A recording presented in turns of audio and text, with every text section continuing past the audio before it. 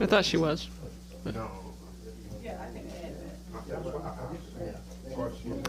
Good evening and welcome to our May 16th budget workshop.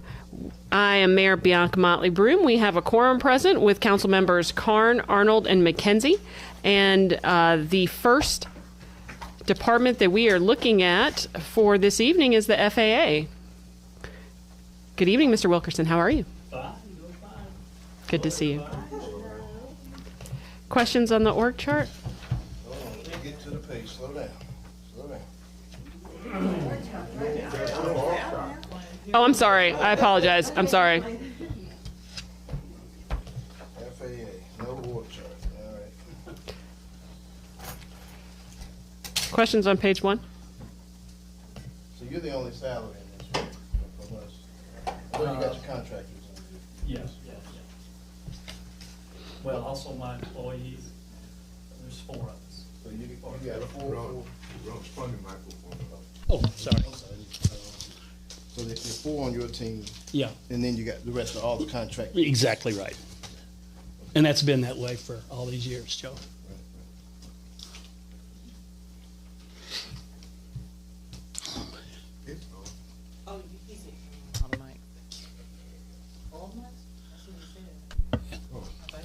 Hello? Oh, is it? Okay. Ron, Yes, sir. couple of questions. You know, when we were over there, Yeah. looking at things, any major changes? I know you said GSA and them, we talked about the remote deal. And Right. I got an explanation actually from Congressman Johnson about why. Oh, okay. Yeah, so he explained the Yeah. reason why it's empty. And Yeah. I do. Sorry, move it closer. I'm sorry. No. Yeah, he explained the reason why Yeah. a lot of their buildings are empty. So I get it from their perspective. You never know what the other side of it is. Right. You know, I was scratching my head. And you were like, well, it didn't make financial sense. Right. But turns out, in a way, it does, which is surprising. But he didn't like it, but it does. So anyway, I talked to you about it offline. Yeah. Do you anticipate them to any increase at all? Or Yes, what we're going to experience is we're going to have this year, last year, actually since the pandemic, the government only required their employees to come in twice a pay period, which is every 2 weeks. Now, since they've had their union meetings up in Washington and all that, now they're coming in 4 times a week. And so how that affects us is that when we had the pandemic, all the equipment that we had was on idle. We had to be at set point, but there was no heat, nothing generating, you know. So it was just idling. Well, now it's not going to be that way. So in the utilities, we're going to see an increase. The other thing we're going to see an increase is going to be the water. We're going to have more water. And so that's going to be a big difference this year. when will this 4-day-a-week? It's already started. It's kicked in. It's already kicked in. So I mean, I guess you don't have a weekly or daily building count. You mentioned about 700 people maybe in there. Yeah, But now, how? I would say we're probably about 1,200 at that pace. 1,300, something like that. And the building holds 1,800 or so. Yeah, exactly right. And it's going to get better, you know, once they get going. But right now, I think it's a major win that we got the 4. And frankly, I would rather we have the 4 days a week people there, keep the building and everything going. It's better. Yeah, and you know, this is an election year in terms of federal choices. If the administration changes over, my understanding is that they're looking to do, it's going to be an overhaul for federal employees altogether, and they're eliminating a civil service kind of a backstop that they had for years, where 50, 60, 70,000 federal employees had this, and they're going to do a serious overhaul. They call it Project 2025. Look that up. It's interesting, and they're planning on that if things change. And I don't know which way it's going to go, but. I really do believe that, from what I know, and what I've been told, and what I hear from GSA, the big buildings like we have now are going to be a thing of the past. And But that doesn't mean to say that when renewal time comes up in the next 10 years, I think we're in a pretty good position, to be perfectly honest, because they all love that location. They love it. It's close to the airport. They did a survey a couple years ago, and they asked everybody, where would you want to go? The government has to give them 2 other locations. That's required, where they can look at it. But this is number 1. So you're really sitting in an excellent position. And the fortunate thing for us is, regardless of if there is a new administration in 25, we still have a solid 10-year lease at the rent rate. Yes. And everything's the same, whether the building is completely empty or it's 1,800 full. Exactly right. Okay, Exactly right. all right. Any other questions on page 1?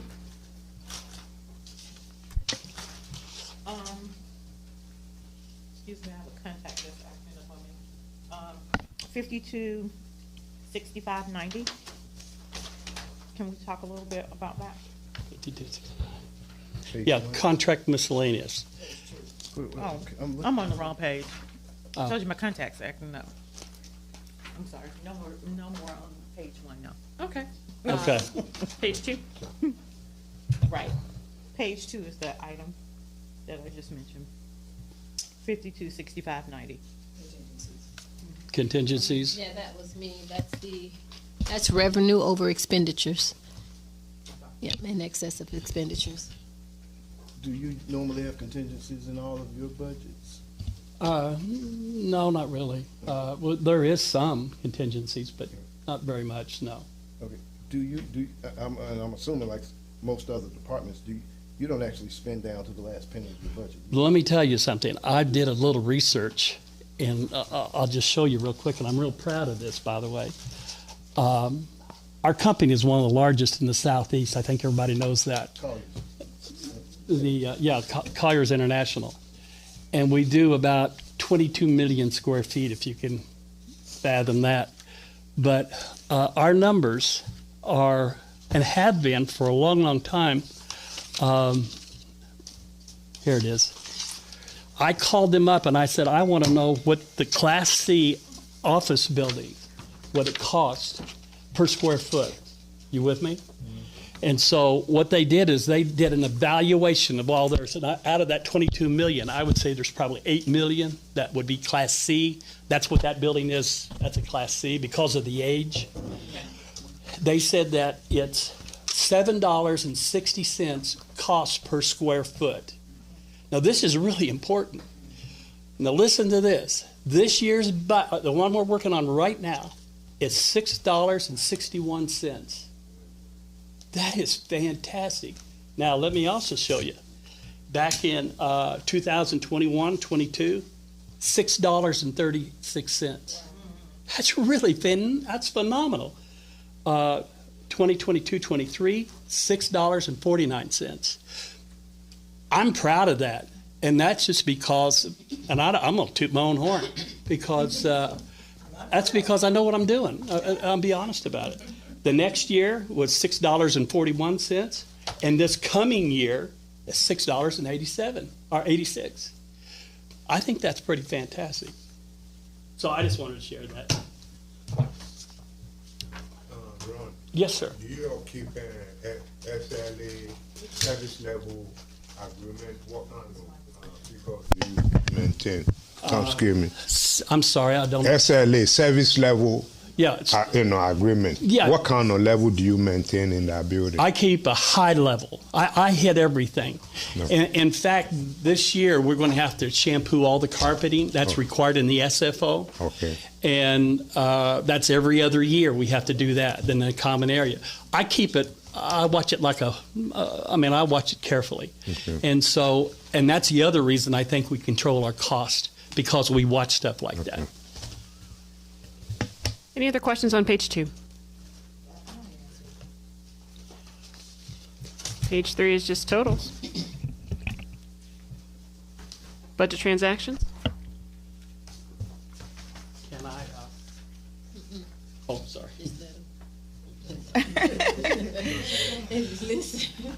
I do have two things I need to talk about. Is that okay? Oh, yeah. The first thing is the capital expenditure this year. And I want everybody to understand this, what we're doing. In our capital, I think we got $222,000. Well, here's what the bottom line is. The HVAC equipment is outdated. It's 30-some years old. Everybody knows that. And it needs to be replaced at a cost of about $1.2 million. However, over the years, I've been buying parts.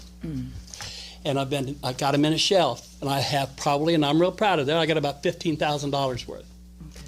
Well, I sat down with the controller and I said, I don't have $1.2 million. Let's work something out here. What can we do? So he proposed getting new Sage units, which is the controls. And he says, if we did that at a cost of about $200,000, he says, I think I can get you going for at least 7 more years, and possibly 10, with what parts I've got, plus what he's got. I think that's huge. You know, I really do. Now, the only thing that can kill that deal is that if God puts a lightning strike down there, which he hasn't in 31 years, but then I'd be in mess. But that's what we're doing. And at that, you know, with everybody's blessing, I think that's the way to do it. Okay. And one other thing that I wanted to say, and this would be it. We have a water tower, and I think I spoke to you guys about this when we were up there on that.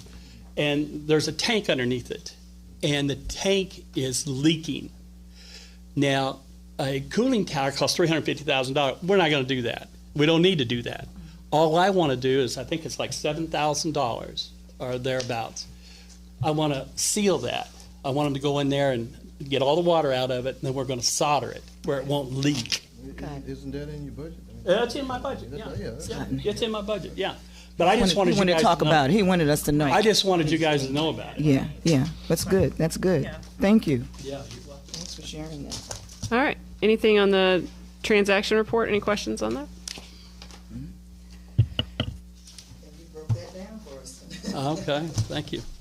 Any questions on the exhibits?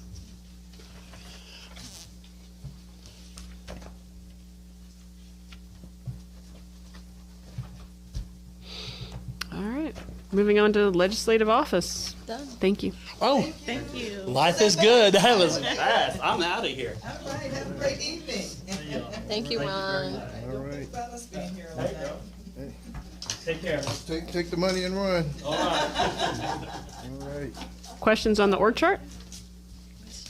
There are no vacancies on this one, is it, Queenie? There are no vacancies here, right? Yes, sir. There sure is. I mean, outside of the clerk, of course. Any other ones?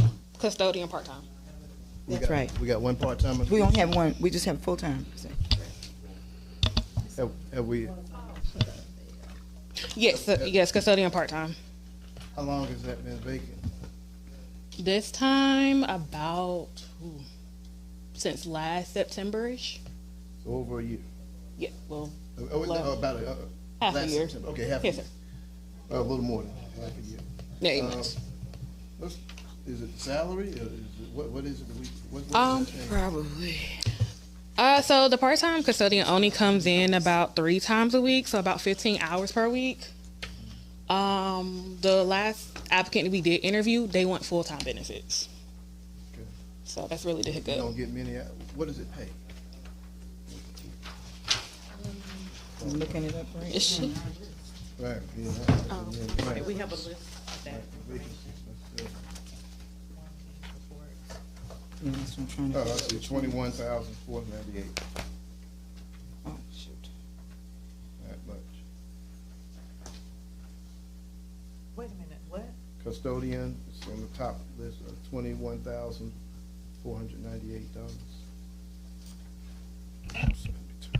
You see it's on the first.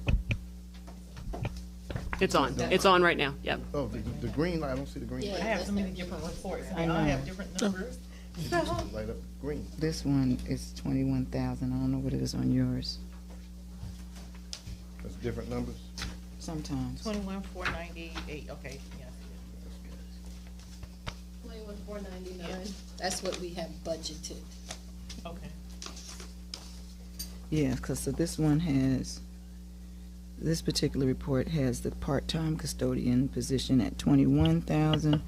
This one. You turned it off. It's not on there. Right. Right, that's why it was throwing me off, because I was looking at one of the receptionist positions. So that one's probably due to lack of adequate salary, but still vacant. Well, if we do consider a raise, I guess that'll be one of them, if we do, so. For part-time? Well, the position's under, what was it, 47,000? No, full-time positions first. The custodian, the full-time custodian position is only 36,000. Yeah. And that's the one that we would want to be looking at. But The part-time, If we raise everything south of 47,000 or whatever the number is, that's gonna include all salaries south But of that number, whatever the number we pick is gonna be. So that'll be everyone, okay, just want to get a clarification from, I think. what's going on? It's on. It's on. Okay, now it's on. Okay. I'm looking at you, but it's Krista. When you gave us the breakdown about the employees, the number of employees that are making less than 47,000 and less than 43,000, that was part-time included in that? Okay, That's every- which makes sense because it's 453. Well, that kind of, Excuse me. excuse it. We need to separate that because basically it's making that number. Because when I'm looking at it, it's like we got 40% of our workforce making less than $47,000, which is problematic if we're looking at full-time. But if we're looking at the 20 to 25,000 part-time positions, and we do have a few part-time that are making in the 30s, yeah. Okay. I definitely wanted us to look at the part-time too. I didn't want to leave them out if we're gonna do a raise of some sort. Because they make even less than the lowest paid full-timers. But if this is the total 453 employees, you got 180 less than, okay, you don't have the more. We need a breakdown. We need a separation of the part-time because part-time is not working the same amount of hours as full-time. So you can't clump that in together. Yeah, part-time and full-time. Yeah. And we don't have everyone that makes over 47,000. That's because We don't we have. weren't- Well, we can do the math. We can just add those two numbers, that number. Okay. We just All right.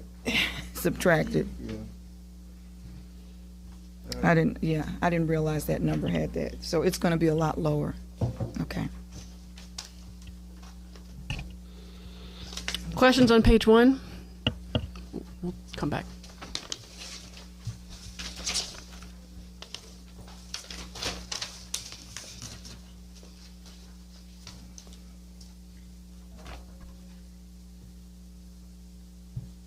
I have 5212 training for new personnel. I know it wasn't anything budgeted the last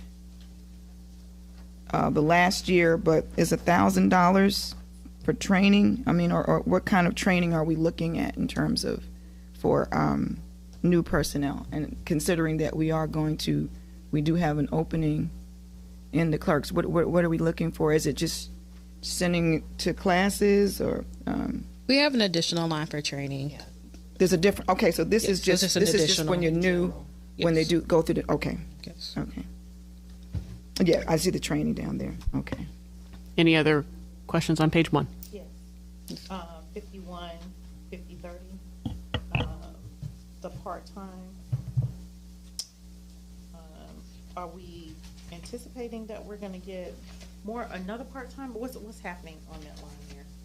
Do you know? No, ma'am. Which one is that? 51, 50, 30. On page 2 or 1? Page 1. One. No, No.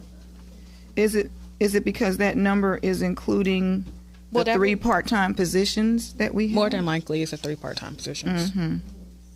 the 2 receptionists and The part-time custodian that we don't have. Yeah, we also have to look at, Well, I guess I'm looking at, of course, looking at the actuals from 2023 is at 60,000. Yes, Right. we probably, I know they did have some, the temp they use the temp services versus they have vacancies. Is the, what do you call the position that sit out front? The reception. Receptionists, I'm sorry. They were, a couple of those were from temp agencies. So Oh, yes. They Oh, were so vacant. the rates were at A different rate. rate, Okay, yes. all right. No, not at a different rate. It was recorded in a separate line item, like contractual services versus salary, because these are for, the salary line item is only for employees, the part-time.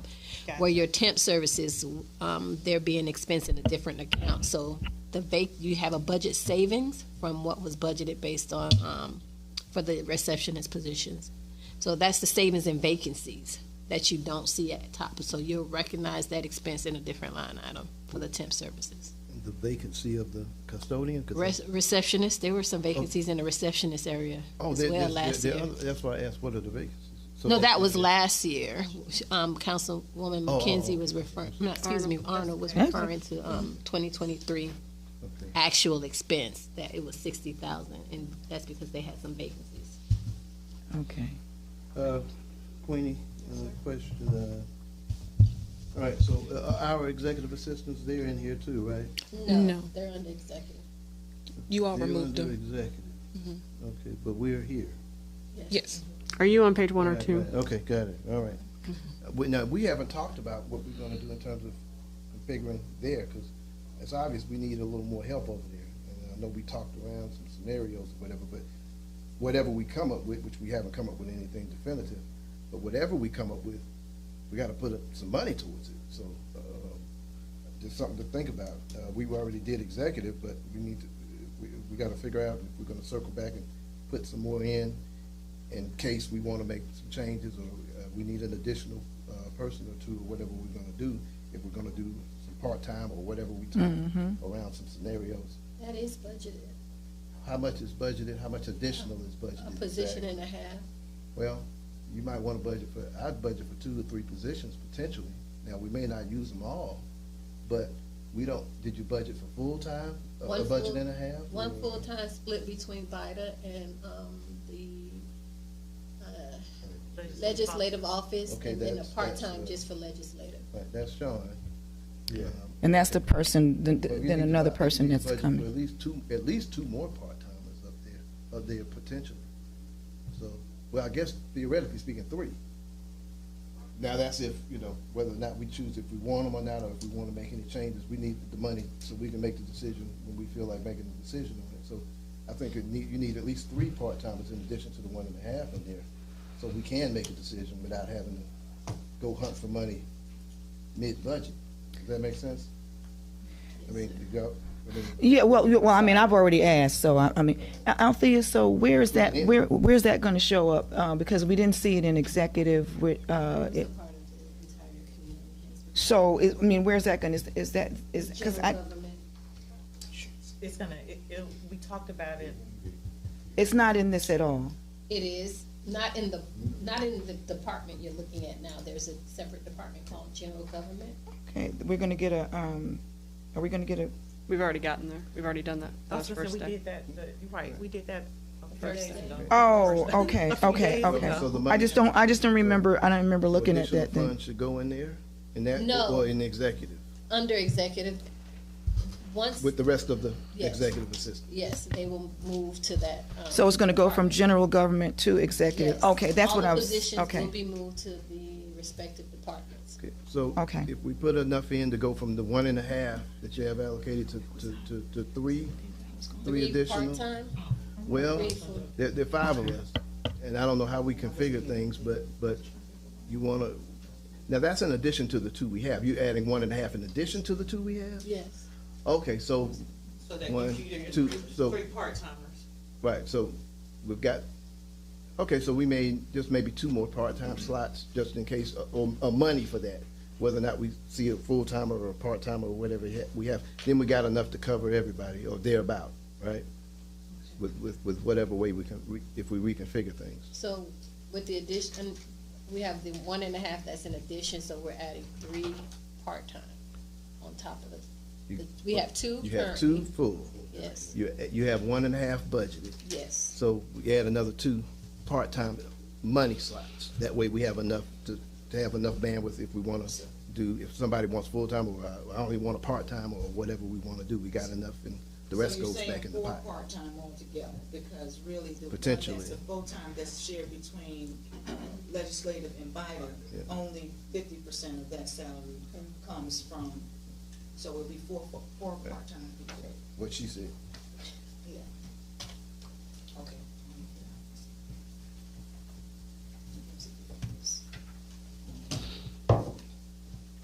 So there's 5 of us, and we'd have how many positions? We don't know yet. We need to take a look at it, but whatever we decide, it needs to be in the budget, so we have the capacity to do whatever it is we need to do.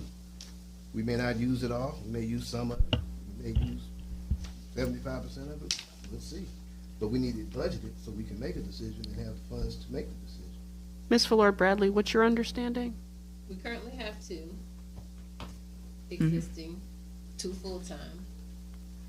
We budgeted 1.5 positions, but one of those positions will be split between VITA and the legislative office, and we're adding 2 additional part-time positions.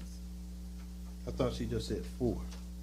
No, it comes out to 4. She Oh, said it comes out, yeah. It comes out to 4, and I guess that's because you're requesting it, because we have already requested it, and, I mean, it's up to each Right. member of the governing body to determine if that's what they want. So, Mayor, I think that's when you said 4. Okay. It could be 5, it's just, The two- but we do have 2 full-time people, so it's like determining I understand. what will happen, because those 2 full-time persons could almost count. Right. You know, we just have, Yeah. what we're just doing is we're formulating, we're trying to Make figure sure we it out. have enough in, and the rest we throw back into the pot, in terms of whatever we decide we're gonna do, so. I just wanted it in that same line with the others, so we have enough to, okay.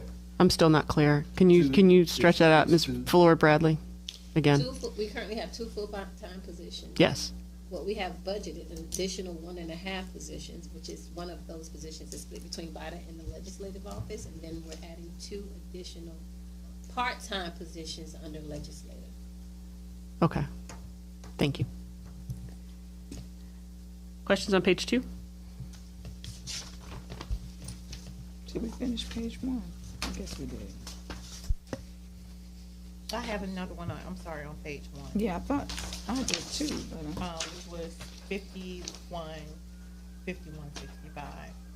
I noticed a sharp increase in the oh yes, um, that's what it was. health insurance, and I'm trying to understand what's going on with that. I do know, but okay, with the last council leaving out, they had single coverage. New council has some family coverage, so that's a difference in it. Well, I don't have coverage at all. So. You don't have coverage at all? No, I don't have any. we neither one of us, because we all have other sources. This is our part-time job that we work full-time. Because I did. We still got other. Yeah, I didn't opt in for health care.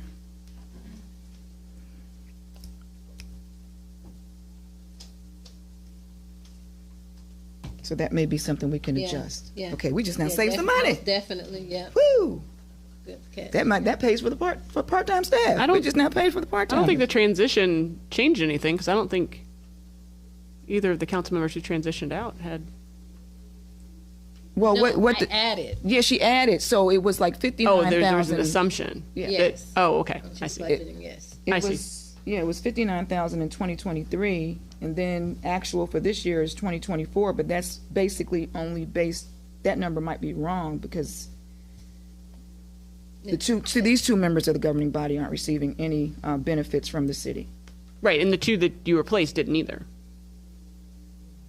Okay. Yes, that's why there's a Right, difference. right. A large difference. Because I didn't have it budgeted prior to, and I added it just as an assumption. Understood. Yeah. Other questions on page 1? All right, moving on to page 2. Line 6170, 526170 contractual services. Looking back into detail, I see on-call janitorial services. Now, are those services, Queenie, in addition to the 2 custodians that we have, one which is vacant part-time? Is that additional services? No, so due to the lack of the part-time, Derek, if he takes a vacation, we contact another outsource to fill that role. Okay. Do we usually use that up every year? Or? No. So, okay, all right, okay. That answers that question. I have a question. I guess it's going to be the same for 52, 62, 35, as well as 53, 71, 81. These numbers, in terms of the actual amount, that is from that is from what was spent in 2023 as well, because we're looking at a fiscal year. Because that's not what I've spent. No, 2024. Yes, you are correct. Okay, so this is prior to As of July 1st through December Got includes it. those expenses. Okay, as well. Yes, just ma'am. wanted to clarify that. Yeah. Okay, and the same thing for the other number, that some of that, even though it shows 10,000 for the year, I think we should be at, we were reset. Yes, you were. So it just doesn't show it in the, I guess amended budget. It's just kind of, I don't know if that's going to throw things off. Because, No, because I come back before you, okay, before our audit, and we amend the budget. we'll fix it. Yes, Okay, ma'am. all right. Okay, that was just a question, and just in terms of accounting, how that was going to work out. Okay. Any other questions on page 2? I'm sorry, go ahead. Oh, I yeah. can barely see. Like I said, you go ahead, I gotta work this contact out. Let me give you my, 6,500, the election expenses. Yes, I'm Queenie, sorry. looking at that, now, I see we had, over $100,000 in their contingent, in there the last time. And we got 20,000 for this year. And this is a presidential cycle, if I'm correct, right? Correct. The budget, the 100,000 is for this election period, not next year. If that makes sense. Local elections are- Yes, more or less local. Thank you. And we I added use that them all. additional expense. And the remember, 20,000 because is they- contingent. It's the contact. They didn't have, But I'm gonna try. they didn't have a precinct yet. And we're gonna have Okay, some percentages. so we really be spending zero, is that what you're saying? Do we have an Nothing for infirmary this in here? year? And it's a presidential year? That doesn't make a whole lot of sense. Oh, yes, because there's no precinct here. Last Like, November, because you added remember you added a precinct for them to vote? Yeah, the early voting precinct. the Yes, so that, $68,000. yes. Yeah. Good thing we did that, huh? But, so this year, we're open citywide, all the precincts are open. But that's just coming out of the budget that we paid Fulton County to do the whole caboodle. Yes. Okay. Okay, all right. Okay. And that election expense, that must be somewhere else in the budget, I guess. That Fulton Which County one? paid. The one no, we're it's doing in the now? same line item. Same line item, the same thing. But this year we only have 20,000. Oh, next year. We're not gonna ask them to budget for the 24-25 budget. We're not paying Fulton County elections for any elections. Is that what you're saying? But we do have an election We in have- November. Well, that's the That's the- 25-26 budget for our November election. No, that's. No, the 24, election is 25. this year. No, I said ours. I'm talking about. Oh, yes, presidential. 25, 26, correct. Yeah. She was saying with ours. I know we're doing the presidential this year, in 24. Oh, ours is where it costs more. Okay. And so we don't pay. Okay, got it. Okay, that explains it. Fulton County's conducting those without us. They don't charge us for those. They do those anyhow. Right. Okay. I was Okay. making sure we didn't need anything in there. I have another question, and maybe this is going to be already covered, but 526193, which is citywide events. Let me go back up here. Thank you, that's mine as well. Okay, I noticed that we only have budgeted 7,500, and then when once we get to the transaction, I don't see anything in that citywide events that applies to the legislative. This is, the legislators. I see it's all, which is cool with it being clerk's office and that kind of thing. But where are we putting citywide events that such as what we voted on the other night. The Kids Fest is a citywide event. The book bags for the back to school, that kind of thing. I know there has been an account in the past for, because we've been through that with you The and me. Kids Fest and the Ward 4 Festival, that's budgeted under the general government. General government. Okay. So, and how about book bags for? Book bags are normally covered under is it recreation or There was a line in Public Works. Public Works. No, I saw what Public Works was when we had Public Works speak. They were talking about they were giving book bags. That it wasn't; those were not the book bags for the Those are- legislative those are legislators. Drawstring sacks. The school book, we give away thousands of school book bags to kids every year. Mm-hmm. Sometimes it's a city fest, whatever have you. We need a line to make sure that that's covered, where we have enough in the budget to make sure we cover the kids as usual. So this is outside of Kids Fest and Kids Fest? Kids Fest isn't book bags. Okay. Kids Fest, we add, sometimes we may give them out at. I've never budgeted for the book bags. That's normally under a department. Well, Okay. We need to. Yeah, I need to find out if any department, what department would normally hand those book bags out, because I would have to search under. I can answer. I mean, I have been the one that has been communicating with you for the past 4 years about book bags because we were getting the book bag money from the city was purchased. Ignite, when I ran Ignite, was purchasing the book bags for all the governing body. And there was an account that you said that was set. Each year there was an amount that was allocated. Discretionary. Like Councilman Clay would donate his discretionary. Well, that was last year, but the year before it was, and then maybe it was because that year it wasn't budgeted, and it might have been prior to you. There was in fact, I'll tell you, when, oh Lord, I missed the child's name. I forgot her name, but she was our executive assistant for the legislative body, Erica. Was her name Erica?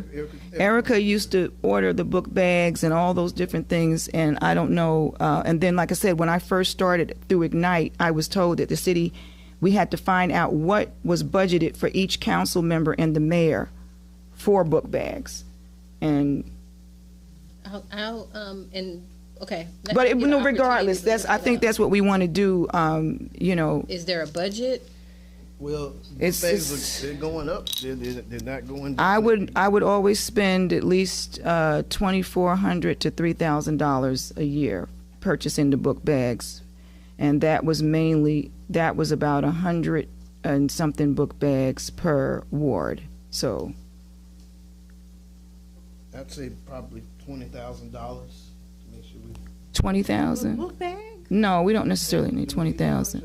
No, you don't need that, but you definitely need. What's the average bag? Like $10? Well, they've gone up because the clear book bags are now a little bit more than the other ones, and everything, the cost of living. I'd have to, and again, I wasn't a part of this last year. I didn't order. I wasn't a part of Ignite, so I don't know how that was done. But my number goes back to 2022, and in 2022, I think that was the first year that we started with clear book bags. And I could find out what that number is, but it's definitely $5,000 to $8,000 now.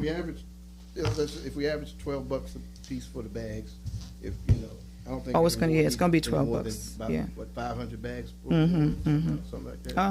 2,500 bags worth maybe tops. What do you think? Young people in you. I've done about. That's what we. That's 30,000. That's why I said 20,000. But you said you did $100 for 500 book bags. collectively. Yeah, so that was, that's why I'm saying I think. And that's about $6,000. I think that we was need, just for College Park, I mean, we ordered more, but just for the College Park, I think if we looked at those, what the reimbursements were, I think that we need at least $20,000 allocated somewhere for book bags. And here's the other reason why. One thing y'all got to keep in mind, because I've done this year after year after year. I say it dozens and dozens of times. 75% apartments in rental, which means we have a very transient population. Our elementary schools our middle schools, our public schools in particular, but Heritage, College Park Elementary in particular, the mobility rate is 70%, upwards of 70% on average in a year. What that means for College Park and our children and parents is this: a 70% mobility rate. That means in a school year, which is 180 days, if I got a classroom full of 10 kids, and they're never that small, I'm gonna lose 7 of those 10 kids guaranteed in 180 days, and I gotta get 7 new ones coming in. Compared to a normal school district with a static neighborhood, mostly houses, with 30-year mortgages, 20% mobility rate. So you can see how that makes a difference with things. So in January, we have another round of book bags that I will do because I know I got new kids coming in. January is the mid-semester cutoff point. The other reason January has this huge shift, and you're gonna see it in all of your apartments, we're gonna see it in our community because it happens every year in the schools see it. What happens in January, there is a huge exodus out of our schools. Dozens and dozens and dozens of kids leave our schools and dozens of parents come in. Why is that happening? Well, December, at mid-December, that's when you can do your taxes. And some of our parents, and particularly our low-income families, they get their earned income tax credits. And that allows them to be able to move out of College Park, and then thousands move into College Park. And the schools are very familiar when this wave hits, and they know when the end of December, they're gonna get a whole new set of kids. It happens every year, and that's just the ebb and flow of things. So we got kids, but we got 2 sets of kids in a sense every year. It's gonna flip over in the public schools. Okay. I don't know what Woodward's doing, but I know what my kids are dealing with and my parents. So that's Okay. another reason why. Yeah, now Thea just pulled the numbers. So basically what happened in 2022, Ignite received $300 from each council member, and that covered the cost of 85 book bags. I get confused because, again, we provided, I raised money for those book bags outside of the 300. Every year for the past 4 years, 4 years, well, not last year, I don't know about last year, Ignite provided every single child in the housing authority with a book bag, and that is almost 300 children. So the city gave us money for 85 book bags, and then we fundraised the rest of the money. So when I'm thinking, so basically based on just looking in my ward with just one property, 246 youth or 250 youth, so you almost do need about 500 book bags per ward if you're going to give to more than just the housing authority. So, and for yourself. So 500, so maybe 2,000 or I was at 2,000. If we did 1,500, that ought to be enough. Okay. Okay, they gave out, okay, all righty. I mean, I would say 1,500 would probably be adequate. 1,500 to, Yeah, I mean, But that's not 500 awards. no, it's not, but everyone won't use that 500 necessarily, you know. It depends on how Well, much, you know. I'll tell you nothing I've about got more book bags. apartment complexes. You got more apartment complexes. We may use more because I give them out throughout the year.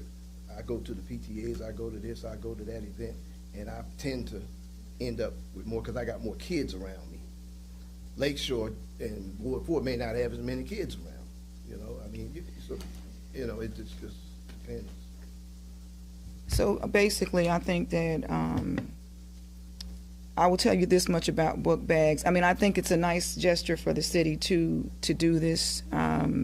You never can have too many book bags because what happens is what we also would do is at the middle of the year we would donate book bags to the local schools because by the mid-year, by January, the kids that started off with book bags in August, they're gone. They're tore up. And so, I mean, it's just something to consider. So maybe, I mean, if the purchase is 1,500, what are you thinking, 2,000?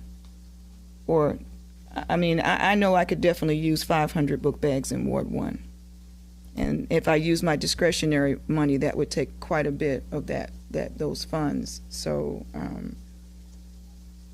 I could use 5. and like I said, the city has never apparently had that money. So, I mean, it's either we partner with a nonprofit or some organization that's going to assist us to be able to give back to the community, or we just look in terms of getting Because I mean, we could figure out another way to do it, but it's definitely appreciated by our families to do this. Well, if we put it in, and let's say, if we put it in and we don't distribute them all, you know, it's not a perishable product, so the kids are gonna be going the next year or the next semester or whatever anyway, so they're not gonna go to waste. They can always, you know, if we have some extra, that's good. But whatever y'all, you know, I just know we need some. Looking at the price. So what y'all want? How much y'all want put in that line item so we can, I'm fine with 1,500 worth or That 2,000 what? worth, whatever. I'm just looking up prices of what these cost, and of course, the city should have to pay taxes for the profit entity. We probably could get them for about $12 a book bag. So, 1,500 book bags is at 18,000. But 2,000, $12. Please keep the door open. You need the airflow. It's 24,000. I know, but. how much? 24,000 and 2,000 book bags at $12. 2,000, that's for 2,000. And 1,500 to put you at 8,000.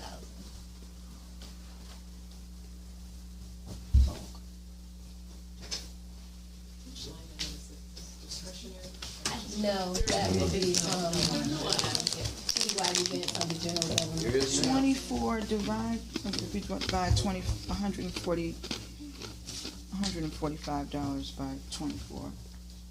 $145. I'm just looking at the stuff that we used to buy. $6.04. So yeah, so we can get them for under $10 a bag. So if we say 2,000 at $7, 14,000. Okay, so yeah, just round it up 15. 15,000. 15,000.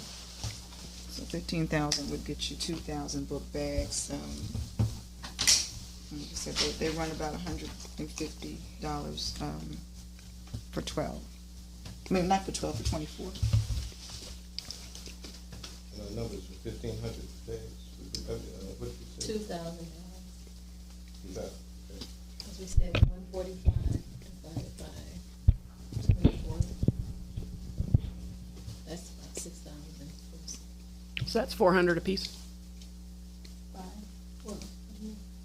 400 book bags apiece. No, we're ordering 2,000. That's 500. She's looking at the mayor's include. She broke it down by 5. She took 2,000 and divided by 5. 400 pieces. Okay. Yeah, so it is 400 apiece. 400. Okay.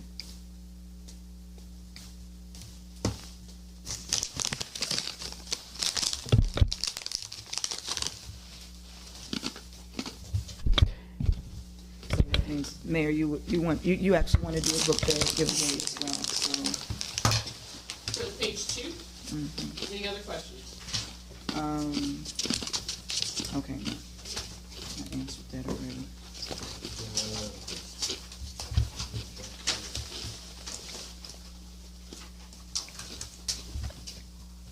So we got the stenography situation, we got that straightened out.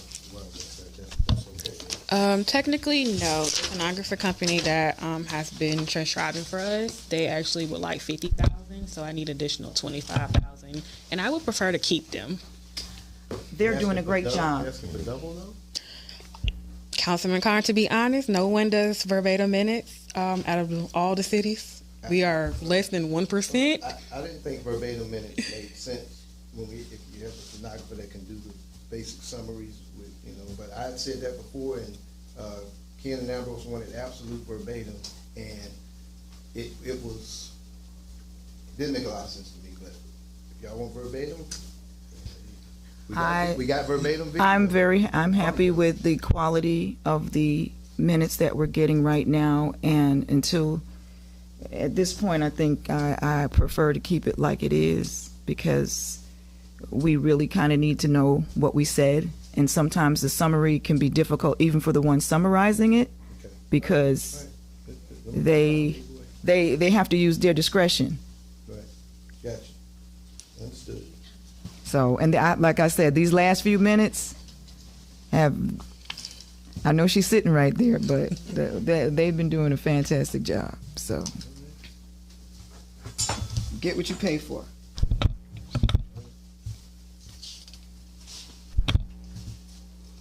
Any other questions on page 2? Moving on to page 3.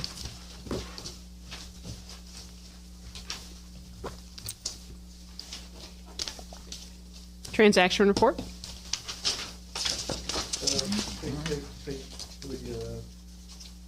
Okay, so 6,200. I mean, I'm sorry. I'm in transaction. I'm sorry. I have one, which is 100, 1,100, 52, 55, 10. What is the ethics hearing officer? So when citizens wants to make an ethics complaint against one of the council members, we ask Denmark and Ashby to recommend a lawyer, and then that pays that lawyer fee for the person they select.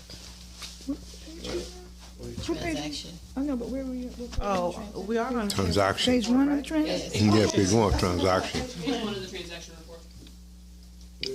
Okay. Consulting fees. I thought you said 5210. I was trying to find your line, but 52, 55, 10. okay, there you go. Okay. Yeah, I Shoot, remember. I got my glasses. We did talk I about. remember at the council meeting, we talked about making some adjustments to the whole process anyhow. We didn't, I guess the gist was we didn't want any one person to be the arbiter of it. At that point, it was the city clerk. We wanted to make some adjustments to it. So, I mean, we're gonna circle back on what we decide, whatever we decide to do. But there's money budgeted for, how much is in there? $7,000. Okay, well, city manager, we're gonna be reforming the ethics system. Something that's a little more equitable, where one person isn't making a decision on who's gonna be the arbitrator for if there's an issue that comes up. But the money's there for whatever we decide to do and whatever the configuration, whatever it's gonna be in the future after July.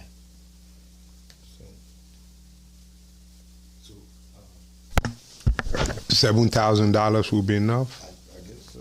Does that take care of it, Wendy? Yes. Okay. I mean, we've never hit that max Okay. from what I've seen in trend. All right. I have a couple of questions on 100, 1100, 52, that whole 6193. Back to citywide events again. Are these figures On page 2? on page 2? Are we still on page 1? Oh, okay. Sorry. Does anybody have anything on page 1? I guess. I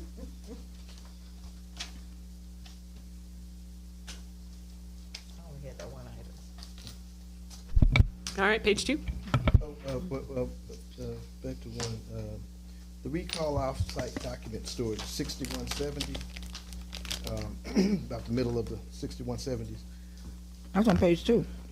I'm sorry, you're right. But you can go first. You Yeah, can go right, page 2, yeah. So Queenie, listen, we, I guess the city clerk is the official records keeper of the entire city.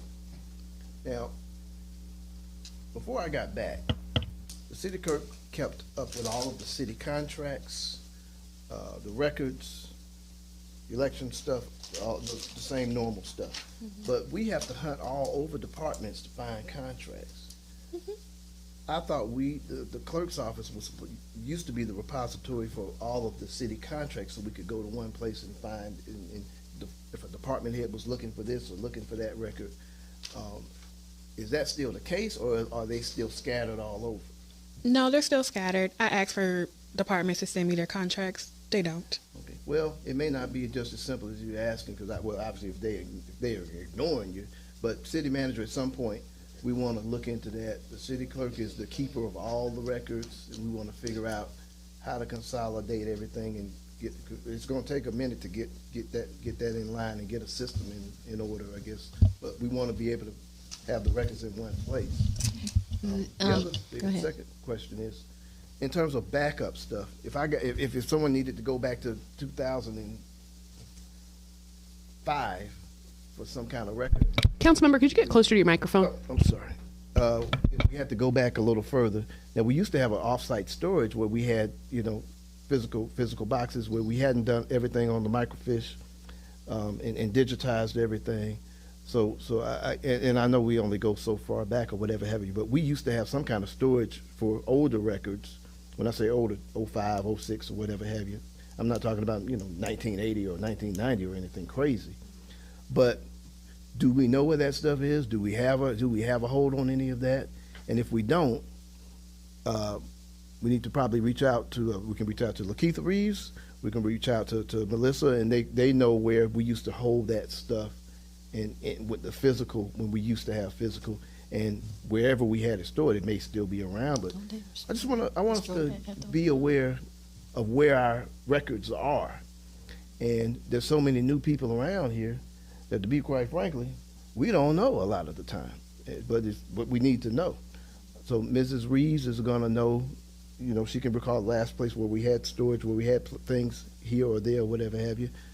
Ms. Brooks may know some of that as well, so you might want to it might be a good idea to city manager maybe get on the phone and get that institutional knowledge just so we'll know in case. What was the name of the former clerks, Lakeitha Reeves, she's a council member now, by the way, Lakeitha is, and Melissa Brooks, she's over in Jonesboro. Just might not hurt to just, pick their brains to find out where some of this stuff is so we can keep up with all of our records. Okay. Does that make sense? Mm-hmm. All right. Okay, now I'd like to go with mine. Sorry. I'm looking at the section 1152 at the bottom of page 2000, page 2, so 526193. And I just want to make sure now, not moving away, the South Fulton Municipal Association hosting, I don't know if that is enough. Are these figures really realistic in terms of what we need when we start looking in terms of these citywide events? Back to that again, are not just the clerk's office, but it's also involving the legislative body, since this is under legislative. Like, for instance, the Georgia Cities Week. Is $3,000 really, is that going to be enough? Because during that week, we've had different things going on. We had the truck, I guess, that was giving away the free ices. Did $3,000, was that adequate? So I'm not saying this is too much. I'm asking, is this enough? That's my question. Do we think that this is really enough to be able, and then also a lot of these events, National Night Out, we're just putting $500 into the budget. What about if we wanted to give little trinkets or something to citizens? Do we really, or are we just looking at candy? So I'm just wondering if we're being realistic with the citywide event. You just had the Georgia Cities Week. Was that the budget amount that you had? Was that really, did that allow you to do what you really felt we needed to do that week? For Georgia Cities Week, Yeah. 3,000, no. We Okay. had donations outside of that. Okay. That ate up most of that budget. As far as the other items for the clerk office, for National Night Out, we use that as a youth council recruitment. So those are just bags and candy and stuff to attract kids to come. Outside of that, all this is what the clerk does. It's never in consideration of what the elected officials, because usually that comes out of y'all discretionary. And Queenie, well, Yes, actually, some of these events, I think this is a portion, this department's portion of National Night Out, this department's portion of Christmas, of the Christmas parade. I think this may be in several other budgets. This isn't the entire budget for the Christmas parade. Well, for Georgia Cities Week is definitely Georgia just City, the, I just think the, some of okay, these, okay. Again, this is not the entire budget, for example, for the Christmas parade. This is not the entire budget for National Night Out. This may be the clerk's office contribution towards that. I think it may be in several other departments, and Althea, you can maybe look and see, but normally that's how it's normally. Oh, I know that. No, what I'm talking about is that we know that each department has a budget for those events, but is this, when you think about what the clerk's office wants to do, is this adequate for what you want to do? And even, Well, that's another reason I guess we had to raise the discretionary amounts for the legislators, because when it was $5,000, I just couldn't imagine going through a whole entire year and having to. I mean, we're looking at 1 week that the city clerk has, and it's $33,000, but it's still, to me, you've got stuff going on like 6 to 7 days of that week, and I just want to make sure that we are being. Is it enough for what you want to do? Yeah, if they're, because Oh, next year it's gonna be way simple. it's going to be real simple. Real simple. Is that a yes? So yes, it's enough or no? It's enough. Okay. 2 events. That's it. Okay, well then it's on you. But you know what I'm saying? I just want to make sure that you have the tools that you need, because yes, we can get donations, but when you're trying to plan an event and you're working full time and you're doing everything else you do, trying to get donations, that's another headache. It's not guaranteed. So we want to just make sure that you have what you need. So that's all. As long as you think this is good for you, it's good for me. That's all. Other questions on the transaction report?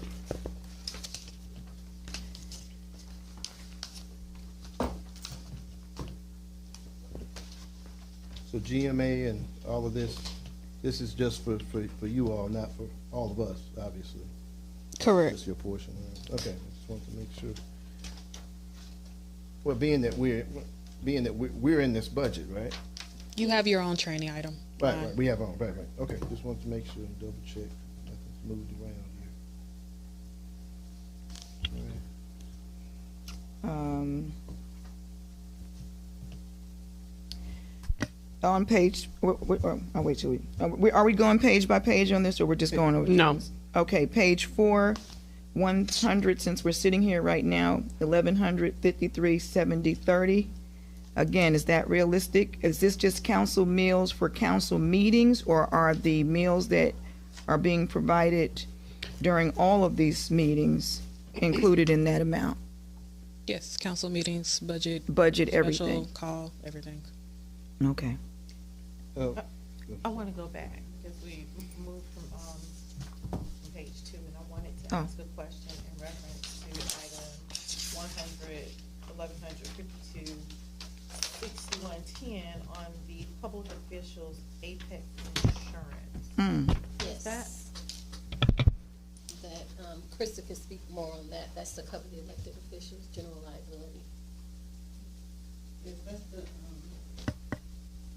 that is the liability insurance for if there's something like somebody get hurt within.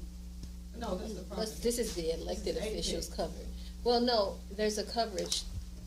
Police have their own general liability coverage, and there's a coverage also for the elected officials. There's a coverage also for the elected officials that covers you all for those general liabilities. Well, okay. Okay.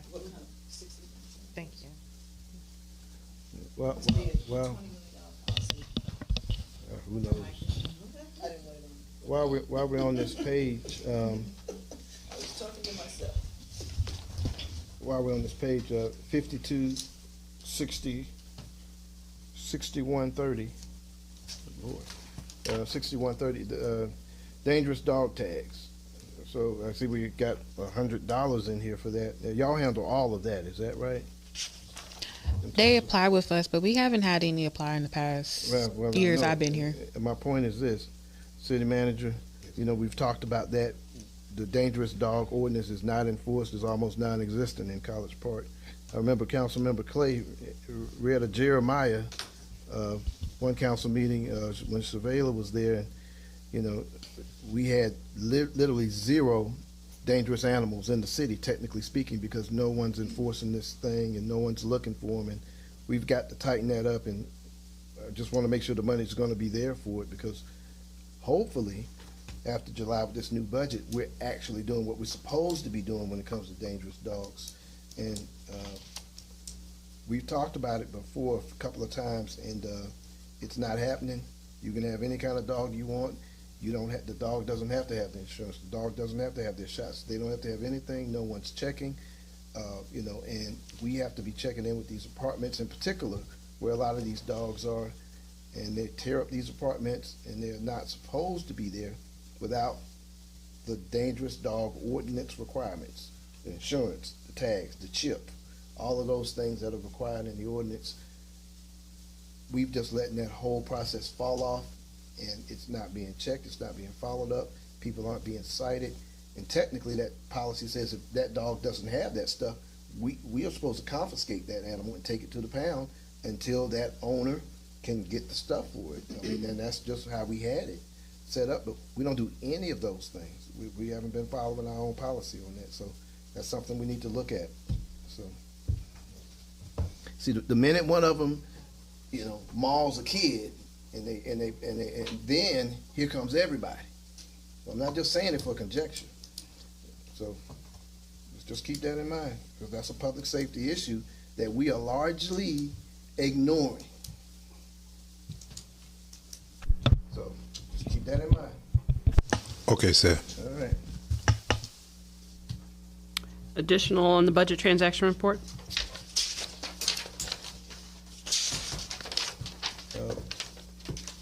I had one other thing here, 62, page 3, 6210. They're in the middle of the Georgia Municipal Clerks Association. Queenie, we're still associated with them, right?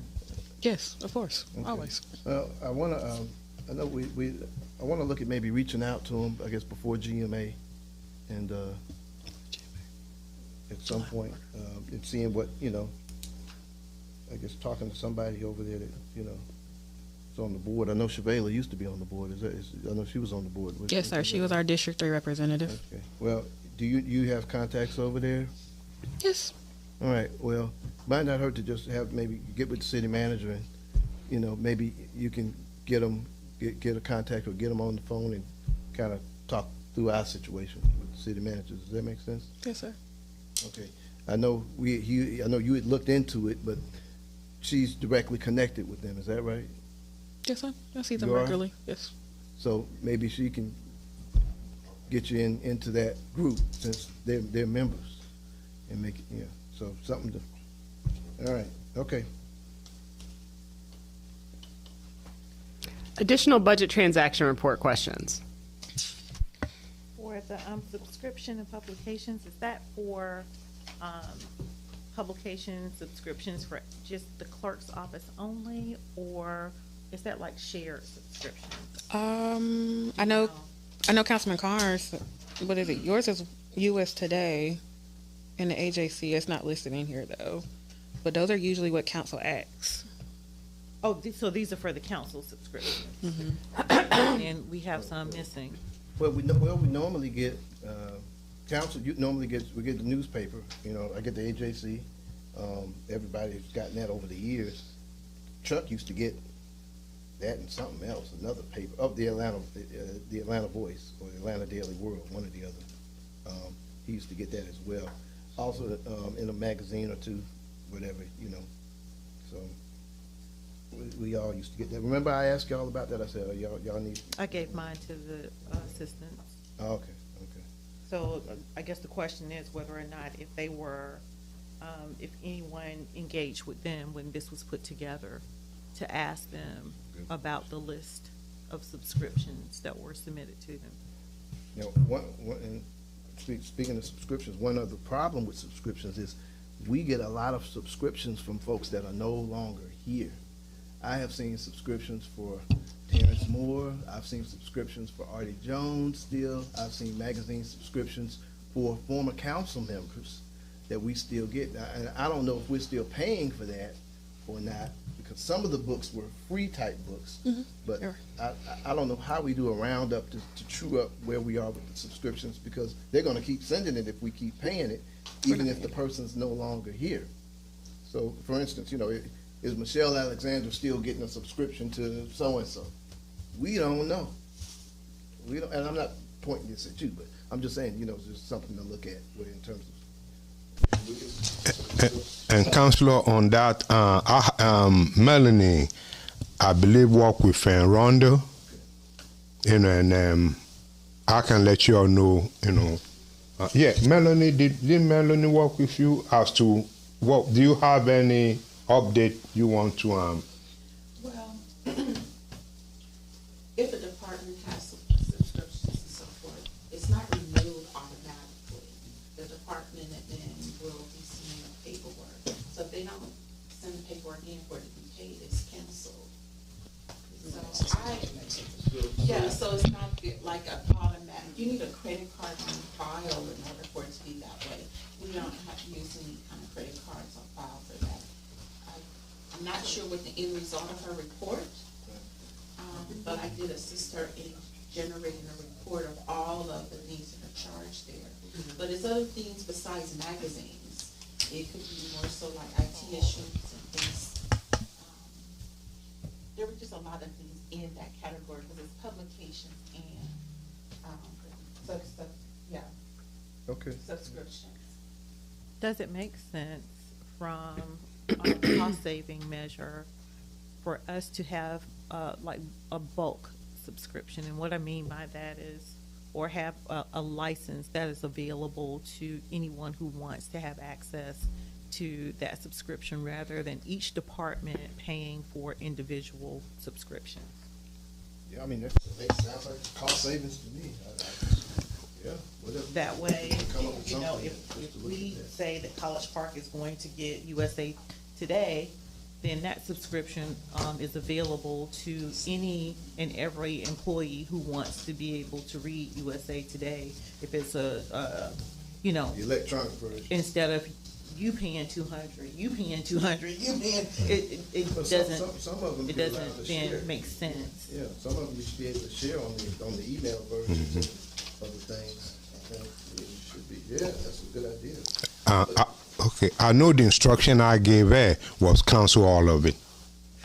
And yes, Cancel all of it. you know, the old names that were coming that they don't, whoever don't work here anymore, I asked her to just cancel them.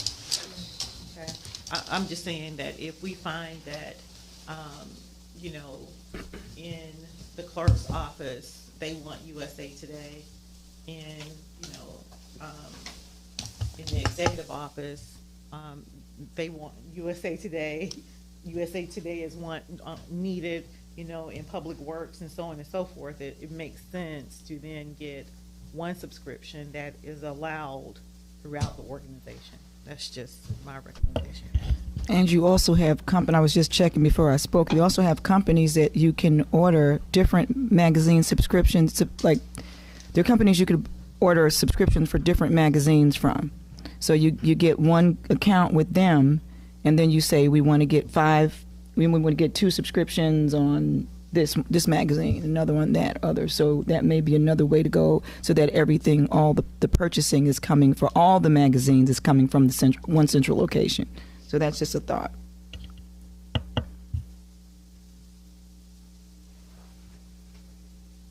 Any other questions on the budget transaction report?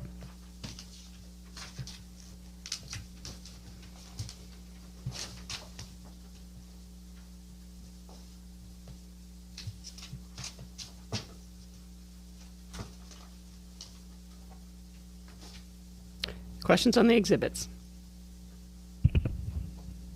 Can I say something? Sure.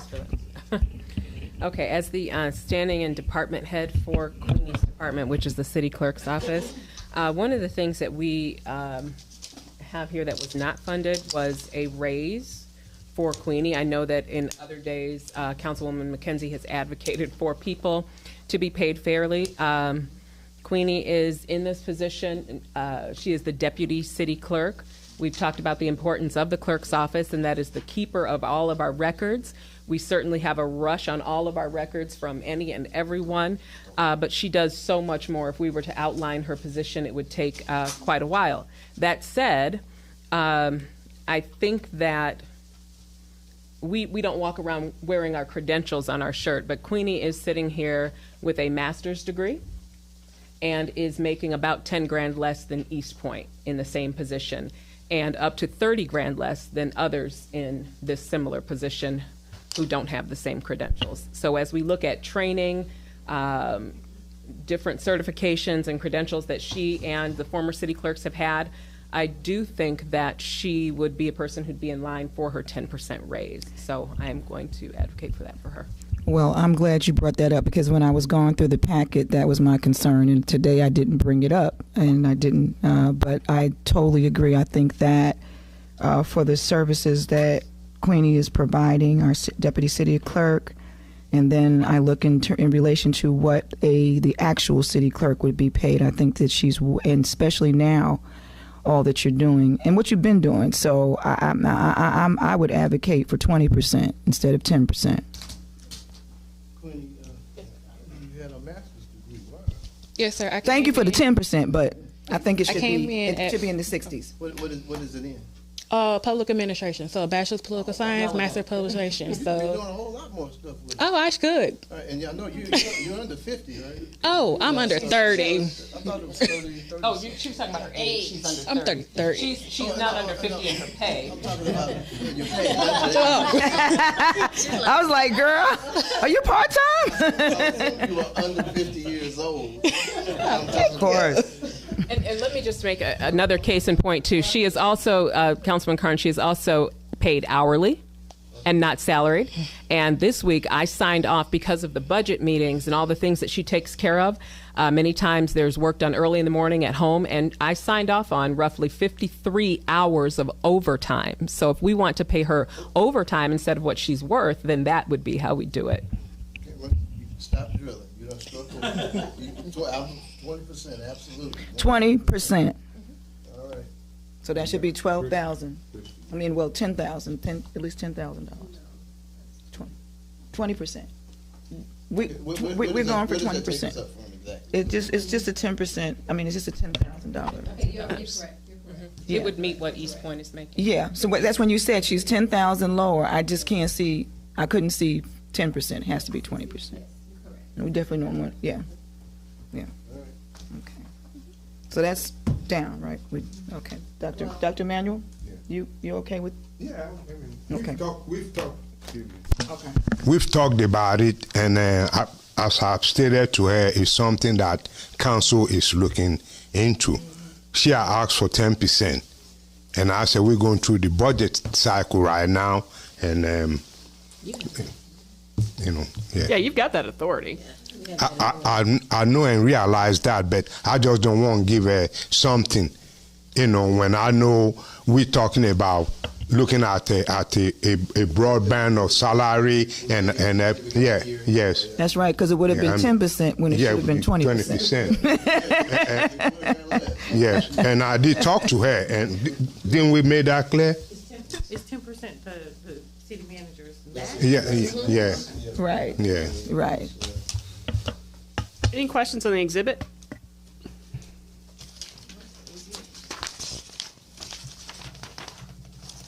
All right, before we go into finance, I think there's one additional thing with the FAA. Okay. Thank you, everyone. Thank you.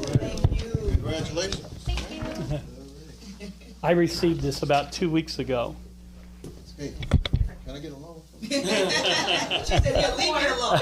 Just tell them, leave me alone. I received this about 2 weeks ago, or it would have been in my budget.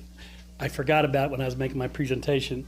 So basically, this is from the state, and it's from the fire people, and they want us to put in door lock monitoring. I'm sure you've been notified, but it's something that they're requiring, and it has to be installed by January of next year.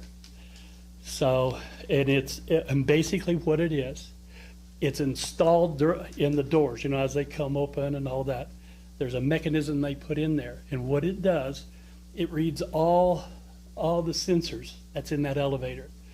If there's something that fails, it will automatically go to fail-safe, and that will go to the floor, and the doors will open, and it will turn off. What's the cost? The cost of this is $87,000. That's what we got to do.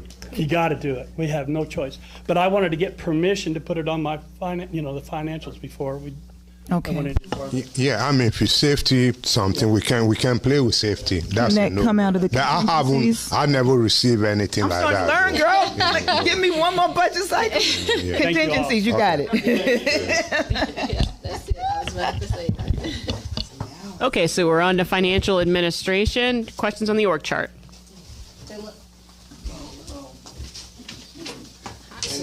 Philip is the tax clerk. Tax administrator. Okay, tax revenue administrator. The tax Yes. clerk is.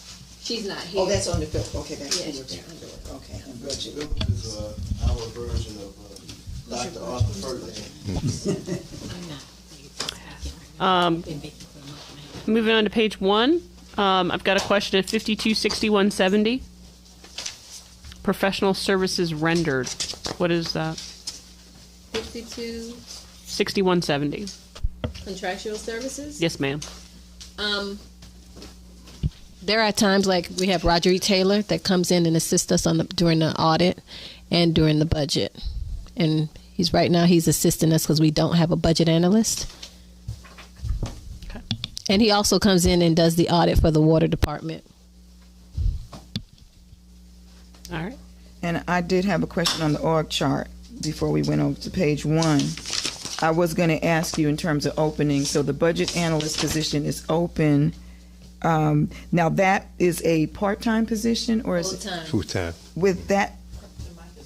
Oh, Full-time. Mine's on. It's on. Oh, okay. Full-time. Is that salary right? Yes. Okay. All right, that's one of the ones we got to work on. It's saying 32,000. That can't be right. Oh, no. Okay. 64,934. Oh, okay. It So is. which report is it? Okay. If you look at the bottom of this report, Okay. her salary is split. There's some salaries that are split okay, amongst 'cause the I was like, departments. oh, No, wait no, now. ma'am. Wait. The salary is the 64,934. Okay. Yeah. Thank you. Thank you. Okay. All right. No, that's fine. So that's about a $60-something thousand. Okay. All right. I got it. That's mine. Phil, we talk all the time. But, I go in there and he is a wealth of information. And if y'all get a chance.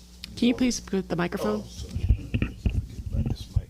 Yeah, I go in there and he has a lot of information about different things. And I guess I come in there and probably bug him more than any other council member I would imagine when I'm coming through City Hall. I think you and Gabe running neck and neck. Well, I'm looking under rock. I'm looking under every rock. I don't know what Gay's doing in there, but I'm looking for money and savings. And just this week, I was coming through the city and I saw some of our city business within the city limits, and it made me kind of think about something. And I took it to Mr. Field here, and I'm not going to get into it because we're going to have to get into it with another intergovernmental agency. But I took it to him and I said, I'm curious about this and I'm curious about that.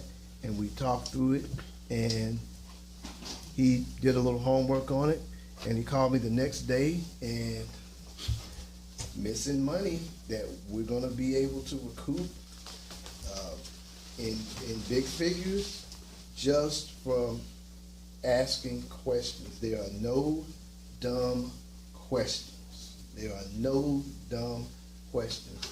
You see something around here, ask. We got some expert folks that really know this stuff, but if we see something that looked out of place to me, I ask, and we've talked about it, and we're talking with city manager and legal, and it looks like it's money due us. Is that right? Mm-hmm. Yes. And I don't want you to go into it because, I mean, just like that. Why isn't the entirety of the council being copied on these communications? Well, I just asked him a It question. was a question, nothing. I came back by. He goes into the office. He's not an emailer. I just asked him a question. I said I drove by this area in the city, and I asked a question about it. And I asked a question. He said, "Well, he wasn't sure." He said he'd take a look at it, and he looked, and it was like, "Holy cow! What do you know?" So, but the next meeting we were gonna. It's good news. I was glad to hear it. And as far as I know, he's still researching, because, there's nothing, some parts of the area belong to College Park, some parts belong to Fulton County. It's something that is still researching. So what, just give you some blank fake figures? But we get, when he he do his research and give us the figures, then then you'll have it. I can just no.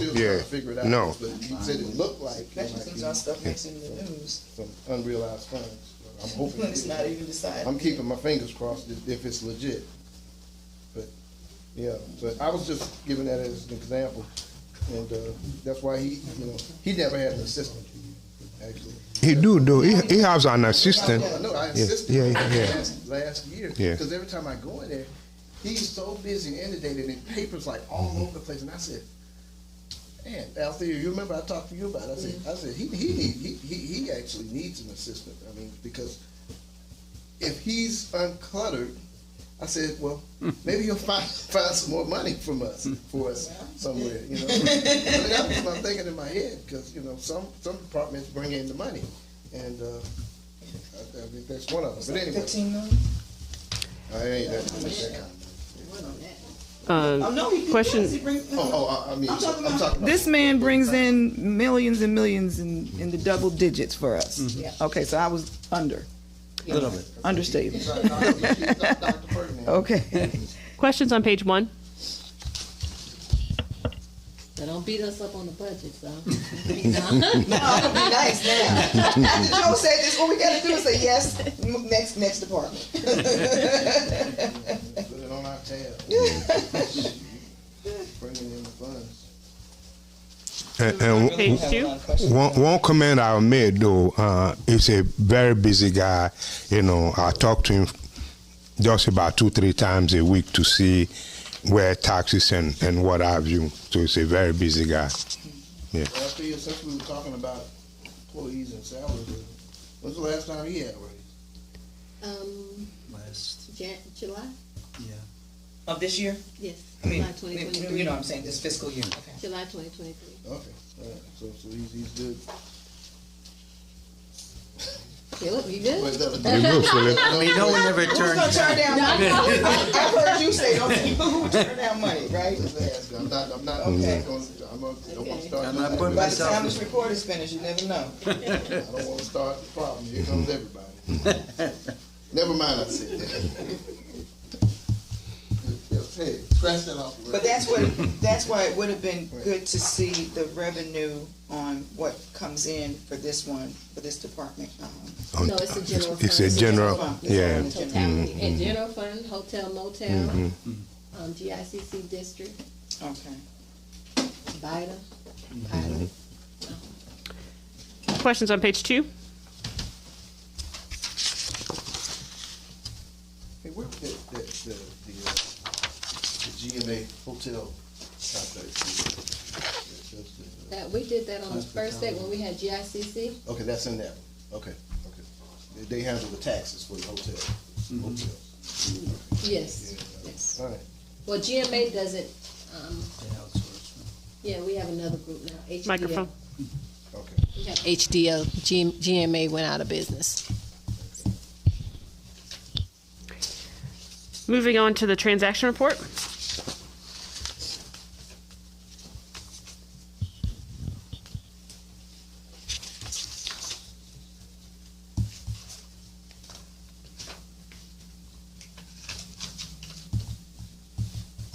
Any exhibits?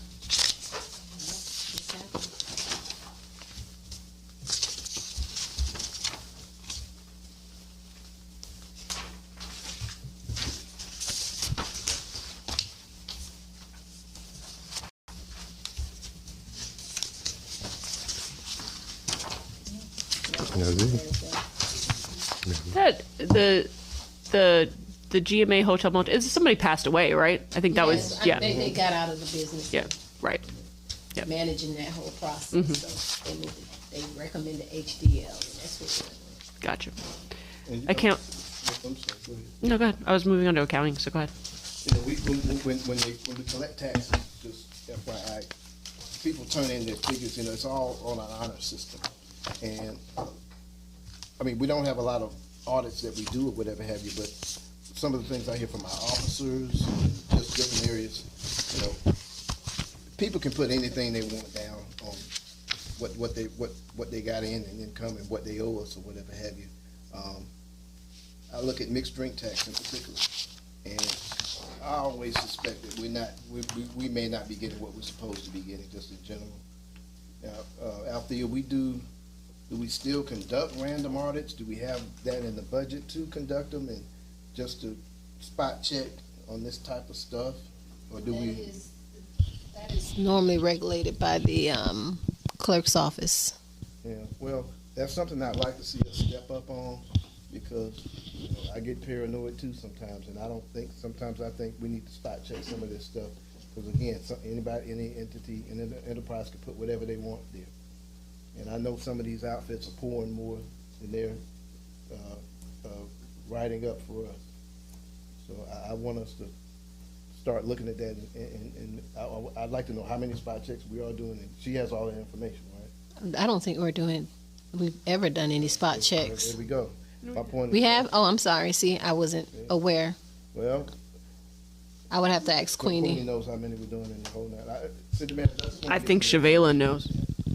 Okay, well, we want to get the information on that those records are going to be in the clerk's office, but I'd just like to know how we're doing it and what's going on with it, and I would like to step it up. I'd like to step it up, if we can, so, anyway. Moving on to accounting. Questions on the org chart?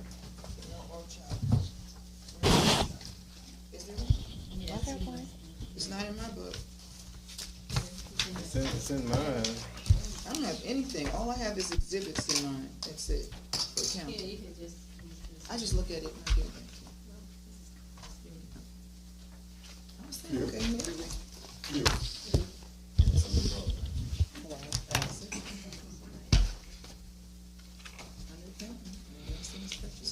Any vacancies? One. Which one? We have a temp in that. I think it. It's on, it just wasn't pointed. We have one vacancy. We currently have a temp. You said which one? Accounts payable clerk.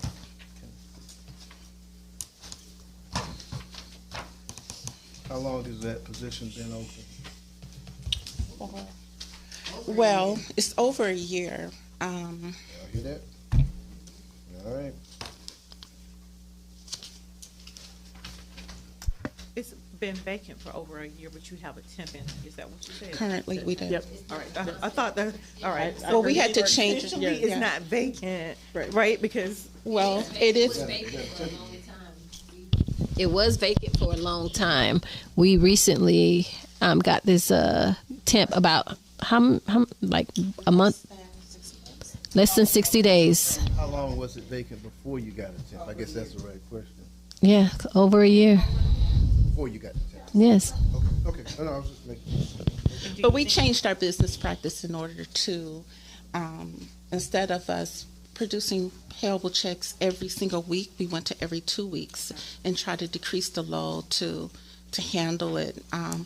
We did try different people, but we just need a really good person in that. So we tried to make it work. Well, we did make it work.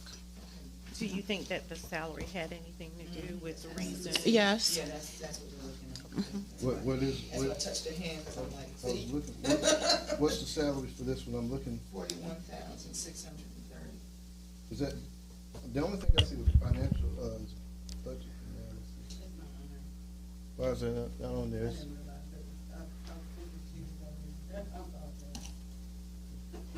What's the salary? 41. I don't know the salary. 41,000 is what I have budgeted. Okay, without benefits? Or? With benefits. Oh. With benefits. But again, that's a position that requires a specialty, and we're nowhere near what a person. It's going to be hard to identify somebody to come on full time, permanent for that. Okay, well, So. I see not budget analysis. No. No, in the green. I see.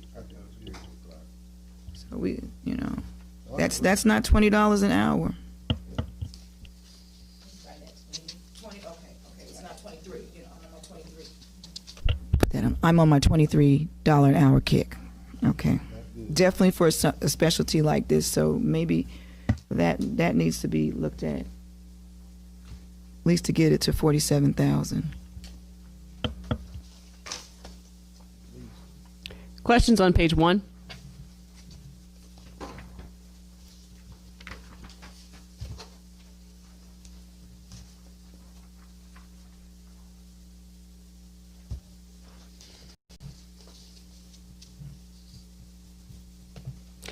Page 2?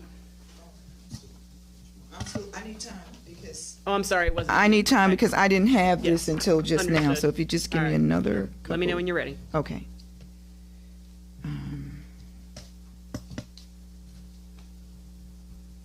Okay. I'm all right. Page 2. Got a question, 526170, again, regarding professional services. I think the transaction report reflected professional services rendered, or something along those lines. Oh, the 60 contractual. Yes, we have a consultant outside that's been here for about 6 or 7 years, longer than that, before Thea and I joined the city of College Park. He handles only our bank reconciliation, a lot of data mining. Now everything is electronically sent to us. We don't have the time or the staff in-house to handle that, and that's it. And We've been using him less and less over the years as the new accountant basically is trained in things of that nature, but he still helps out with the data mining, but not as much as he used to. Okay. Any other questions on page 2? With your postage, is that just you sending out your notices and different stuff? Or Checks. That's not customer service? That's checks. Okay. All right, got it. Okay. And we have an outfit that does that for us? Or? No, we do not. We do that. Okay, that's in-house. All right, good. Transaction report? I guess the question, maybe this is just ignorance, but Joe said there's no stupid questions. So, Not for me. line 100 on page 1, line 100, 15, 12, 52, 52, 80, sanitation and stormwater. What is that about? I mean, do we have a? Oh, it's okay. Because I'm like, wait, is there a kitchen or is there a restroom or we? The departments that are located in City Hall. So I don't feel bad now. So it was because it was what it's classified as. Okay, all right, and maybe it's been up somewhere else, but I just noticed it this time.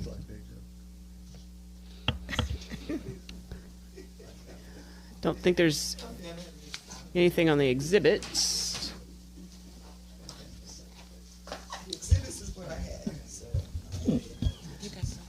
Moving on to purchasing. Any questions on that org chart?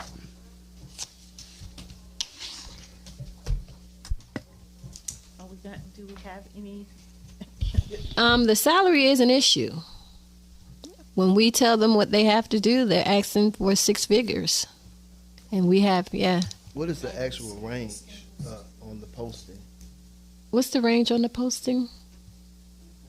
What did you?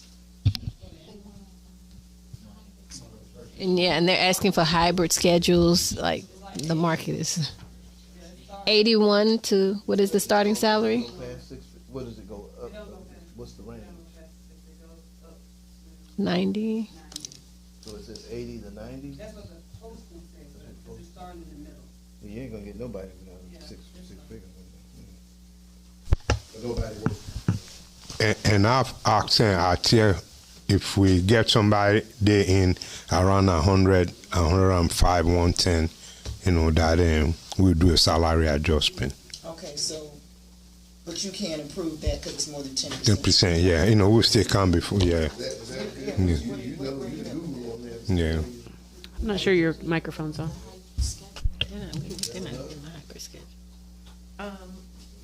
What does, actually Krista would be the expert, right? What is the, of course, we know we're not gonna necessarily do market rate, but what But is- competitive rate. Yeah, what is the market rate or competitive rate for the salary? Well, for that position, it's in the hundreds, like starting in the hundreds, but I don't know, maybe like. That, it needs to, at least, if it's gonna start, it needs to start in the 90s, I think, and go up to the. So the high 90s to the mid? High 90s to mid hundreds. So what, 98 to 120, what are we saying? Oh, 98 to about 130. And you said it's at 80 now? 81. That's where we. Yeah, area. It starts in it. That's where they're advertising it. Mm-hmm. There's usually a range, man. It's only one area.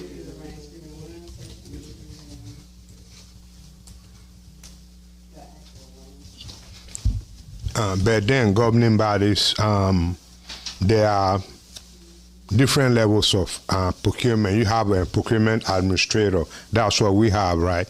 Then you have a procurement manager, and then you have a procurement director. So we have to look at. Well, the job they're doing is far more.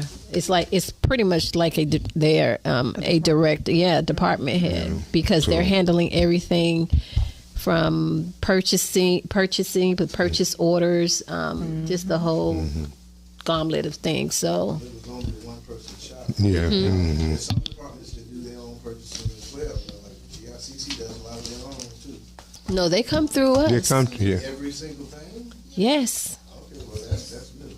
Yes. And even through Mike Hick and Mr. Hicks. Yeah. Because there used to be some departments that were just, they just buy.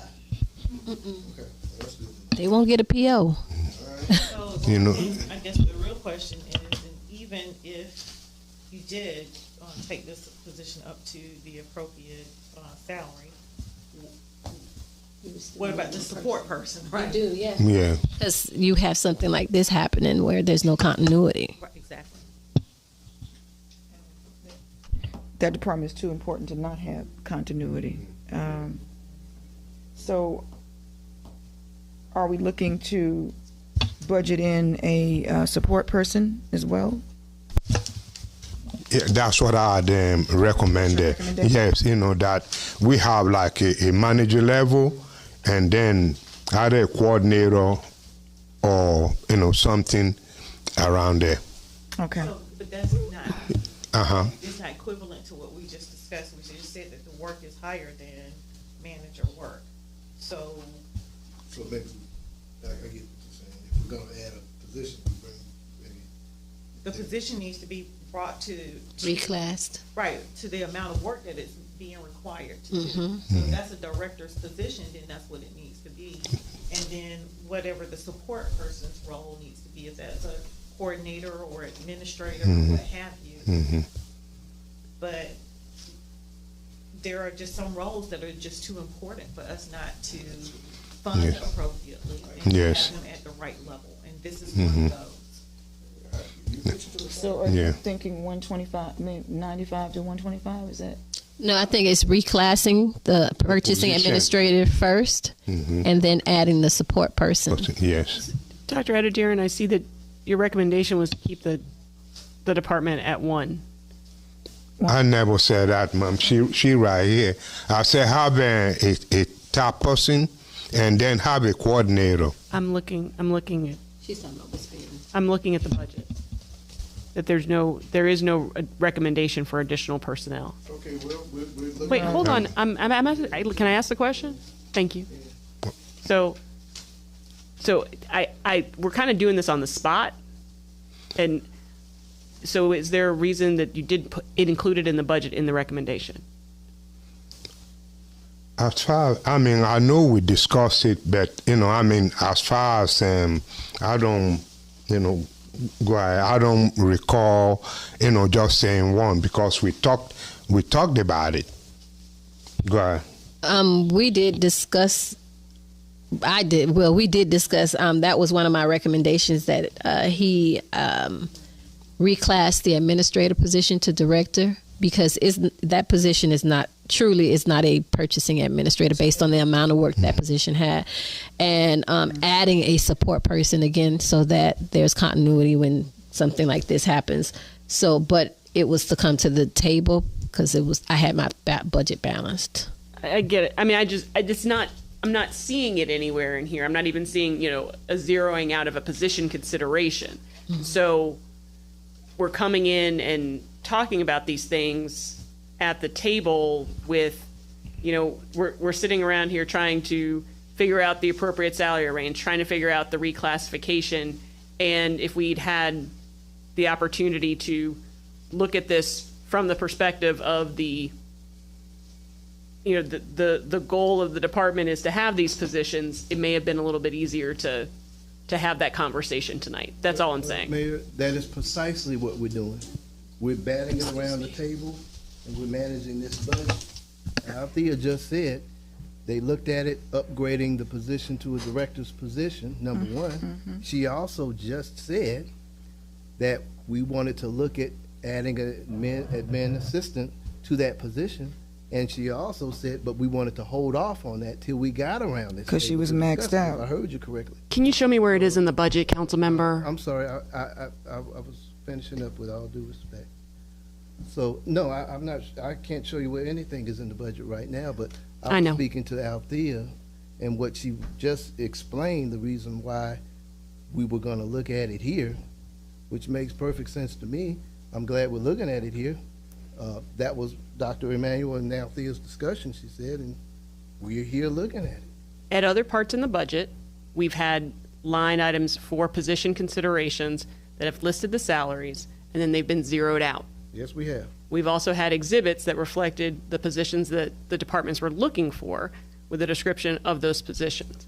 All I was saying was this is a bit of shooting things in the dark without those two things. Because, oh my goodness, literally that bug just flew in my mouth. Wow. Wow. Yikes. Hold on. Well, I will say this much. I think you guys have done a great job in getting us the information. This is a lot of work. And sometimes we do have omissions of things. And I think the important thing is that we are not making decisions on the budget. We're still going to come back again next week. And then we're also going to have the budget hearings. So I do agree that this is the time to maybe flush out some things. It's not just hitting us at the last minute. We've got to give some room for grace here. And I think the importance is that we're talking about it. We can marinate on it. We don't have to make a decision right now, but I think it's something that we need to definitely include.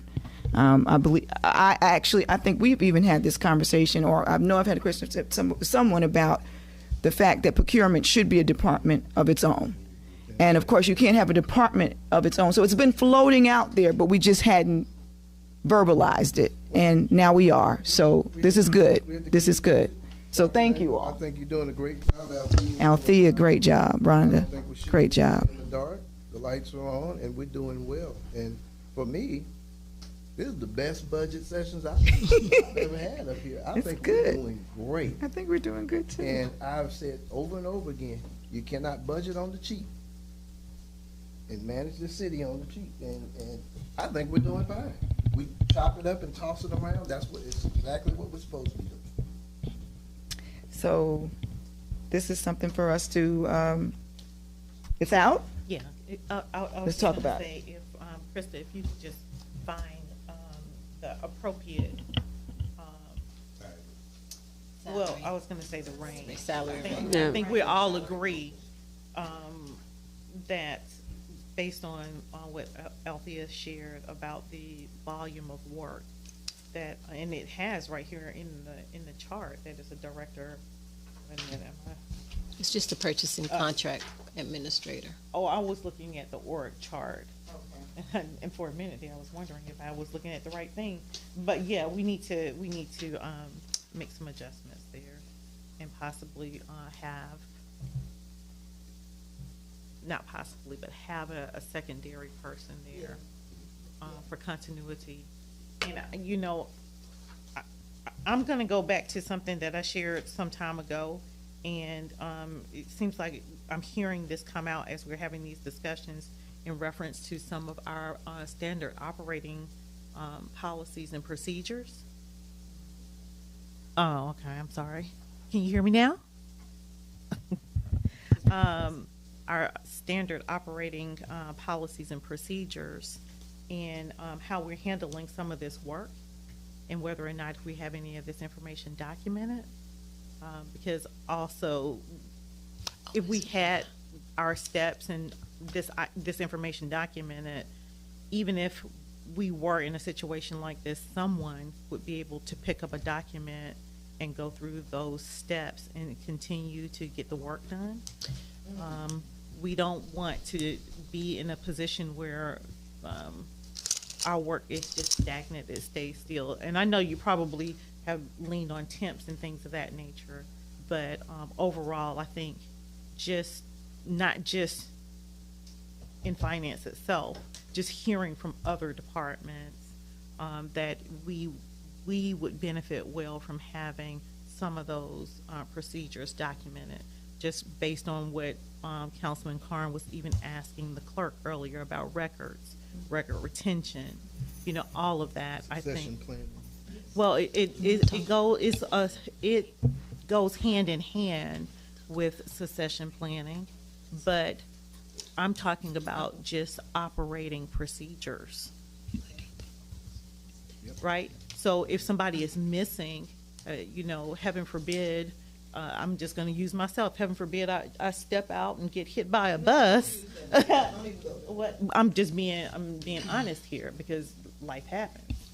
And so at the end of the day, if there isn't a guide for someone to come in and look at what it is that I handle day in, day out, and I understand you can't document everything, especially if we don't have staff in place. So we have to make sure that we are appropriately staffed and we have that information recorded, because anything can happen. You're right. Yeah, good point. I just wanted to bring up that it was a shocker as far as the purchasing situation was concerned, but he did a really great job. I was able to come in on a very last minute and able to backtrack through his online and to just get us to put the Band-Aid on a lot of things. I'm not a purchasing person, but in finance we do have enough procedures, SOPs and things of that nature, in order to prevent us from falling to the absolute bottom. But that's what finance as a team, that's our major priority. Willis had very good notes. He had very good files.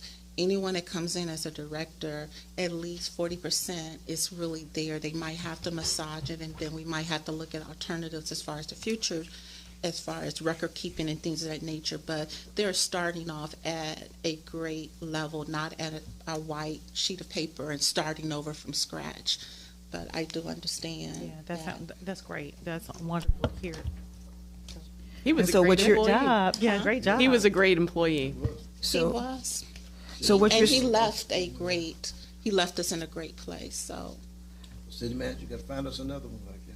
So, we walking. but and piggybacking on what what the information you're giving and what Councilwoman Arnold is saying, this is the type of standard.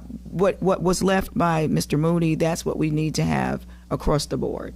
So whatever we need to do as a governing body or a city, we need to make sure that this is happening across the board with our departments. So even if we need to bring in somebody to assist our department heads in getting that done, to see what needs to be done. At some point in time, I would like for us to see if we can make that electronic, like, have an online or electronic business procedural manual, right, that we can all reference, and as things change we can update it quickly, but it's always available to anyone and everyone here within the organization. Just my thoughts. And I guess what I meant by bring somebody in, maybe we have a consultant that comes in and does some type of a training, Krista, and works from department to department. I mean, I know we have the city manager who oversees, but that's a different thing. He's going through the day-to-day operation. So to actually have some trainer or consultant come in, go from department to department, and we have that strategy is implemented across the board. Remember, in the beginning of the year, the first 2 sessions, we talked about coming in, bringing in some management. Yes. Corn Ferry. Yes. That does that organizational structuring and Okay. SOPs and stuff, groups like that. So we talked about that Yeah. in the meeting. I remember, but yeah, we need to definitely need to. So I know we're coming to human resources, but I think that that's something that we need to even look into the budget in terms of consulting, making sure that we have some things put in place to help us run more smooth as a city. So we should definitely not forget that when we get there. Did we even start? Oh, I was getting ready to go. Okay, I know y'all want to go home. We must keep on moving. Questions on page 1? I've got one, 526200, and actually a similar question on 526230. They're both zeroed out for training and conventions. It seems a little short-sighted. You said 52? 526200 and 526230. No, Willis created this budget. This budget was initially created by Mr. Moody, so he didn't put any training or conventions and meetings. What did we usually put in there? Did we have a usual amount? 500 for training, and then this year there was 2,000 for conventions and meetings, but there was no expense in 2023 for conventions and meetings. At least the training should be there, right? Yeah. Yes, I can. I think we should even put something in for conventions and meeting. We definitely plan to get somebody in here with the quickness, especially now that we're going to raise the salary. I think it'll be a little easier, and to have the assistant in the office as well. So, should we just put the 500 back in and the 2,000 for conventions and meetings? Because over the next 12 months, I'd probably put 1,000 for training. Okay, 1,000 for training. Since there'll be because you got 2 new people coming. Yes. Okay.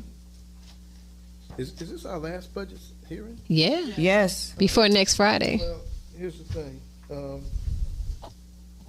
At some point, our community enhancement priorities, that $3-4 million of stuff, it's got to go in some department, and I would think the finance department would be a sensible place to put it in. So we've got to make sure this is in the budget. I thought unless she we already already have said it somewhere else. It's in general government. It was day 1. And then there's some expenses that are related to Parks and Recreation, so they'll go to Parks and Recreation. Some of the general government stuff will stay under general government. So it's there. It's budgeted. Hear that first? Okay, Yeah. just wanted to make sure. Our brains have forgotten that we already. Okay, I Yeah. just wanted to make sure. Yeah, he was. Yeah. The first day. Yes, It was the first day. it was the first day. I want to double check. And there were very few things that kind of overlapped that were already covered, maybe some onesies and twosies, but, small portions thereof, but. Yeah. Yes. All right, okay, we're covered. But Okay. it wasn't line item. Yeah. It was one line item and it wasn't itemized. All right. Okay. But when we actually bring it to the public, can we itemize it? We still have to work on also what we're going to do as far as our COLA and what we're going to do as far as the salary adjustments for the holiday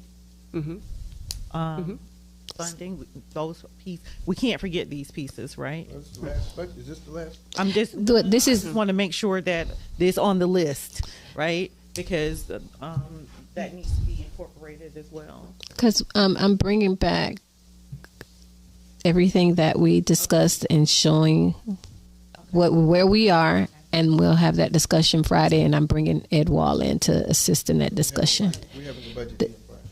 Well, Workshop. we talked about the special call meeting. As in tomorrow, No. Next week, Friday. Remember? You the day I'm remember not the special available. call meeting? No. Next Friday at 5:30. Right. Can you please itemize the? That's no problem. Thank you. The 24th. Yes. Okay, got it, right, okay. Make sure There was something else I was gonna say, but I, The COLA, the list of items that we needed to make sure that, I'm sorry, yeah. Holiday funding. The incentive, we're talking about, instead of calling. right, that's what I call it. I call it the holiday, incentive, right. Instead of saying Christmas bonus. Okay, whatever y'all want to call it. Yeah, you know. Oh, instead of- do we have need to an budget for it. amount? Budget. Do we have an amount? Well, we got, I guess we need to discuss. That's what the And I think it- about that other issue, I'm not going to talk about it, but that you brought up, that potential legal fees issue. well, that's what I'm bringing up right now. Oh, Right, and I just gave the verbiage of what it needs to be. It needs to say holiday incentive, and it needs to be budgeted. I don't think that we've come up with how much it's going to be. I don't know what it's been historically. I think it may make sense to have a conversation about some of the things that Ms. Fleur Bradley has. I mean, she alluded to the fact that she's gotten more information about insurance and the like. Yeah. So getting Right, all we of that need the whole information, list, yeah. right. hmm So that we can make the decision. Some of the decisions you're going to make Wednesday would have an impact on my numbers as far as insurance and things of that nature. Okay. And then it would be good to get a recommendation on what you think the employee bonus should be based on once we've made So we have those to we decisions. call it an incentive pay. Yes. What did I say? Because Employee incentive, thank you.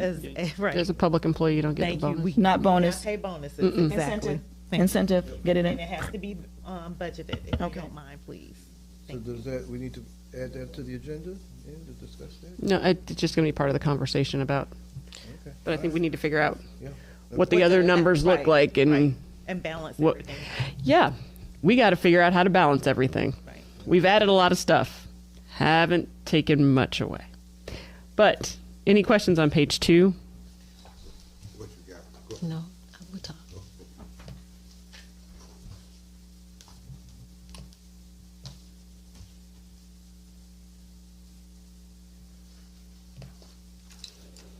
Moving on to the transaction report.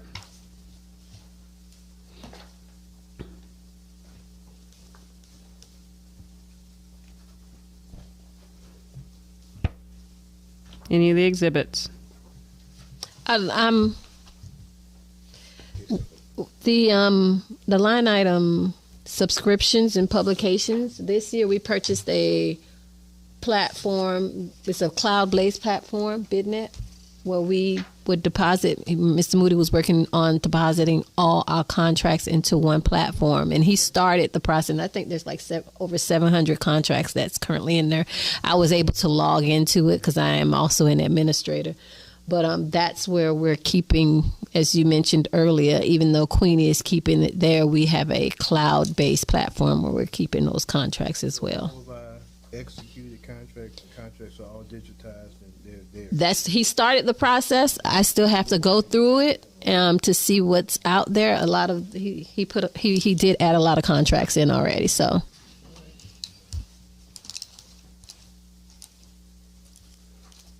All right, on to HR. Thank you. Thank you so much. she's been here every night. She's just moving from one seat to the next.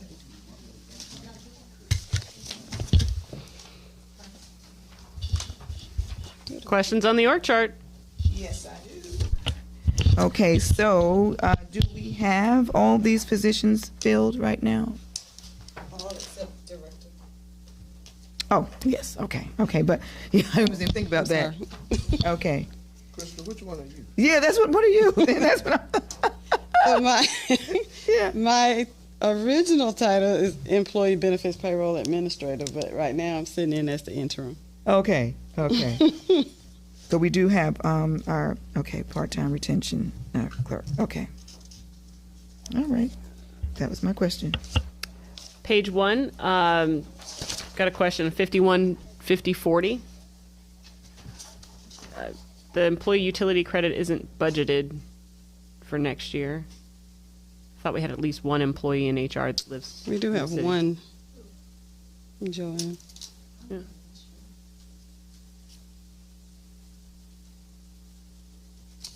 I didn't even notice that.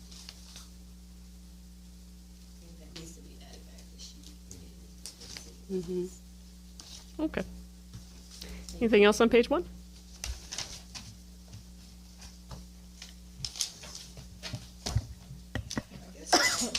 This is not, this, just since we brought up the employee utility credit, can we get a breakdown, I don't know who, whether this is Mr. Scott or someone, on how many, maybe, I guess, or I don't know, it's human resource, how much money right now, or how many of our employees, what is the amount that, of employees that are receiving the utility credit, and what would that amount be? I can get that. Okay. HR receives a report as well because it's taxable. So okay, depending on that person's utility bill for the month, it is applied to their income and tax. Right. So just kind of wondering what the city is paying out, because I know we're seeing it in each department, but just to have that general number. So last year, it was around 35 or 40 people.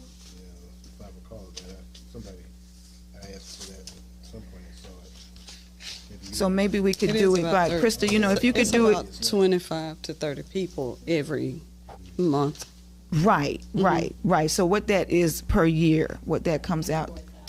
84,000? Okay, and that's the part-time and the full-time combined? Part-time and full-time. Okay, because I know part-times get 1,200 and full-time get 24. 2,400 for the whole year. Okay. Yeah. Okay, 84,000. When we advertise for these positions, do we include that as a perk for? Incentive. As an incentive Yes, or ma'am. perk or right. Yes, or ma'am. fringe benefit, how we want to put it, right? We do have that in there. That's on the vacancy. On the posting. On the posting, the job, the job posting. I know when we have them on the bulletin board out there in the lobby, that was there. It may not have been at that time, but we do. Oh, okay. So we do it now. Oh, Yes. Good. Okay. I would like to kind of look into maybe, that's why I'm asking, because I want to know how much we are expending, because that could be a greater incentive for people to live in the city limits of College Park, and even looking at possibly raising that amount for our employees. So that's what just kind of want to see. I wanted to see what the number was. Okay. So 84,000. But you're going to do a report anyway and still send it to. I will. Okay. All right. Thanks. Questions on page 2? Do we need to increase 526570?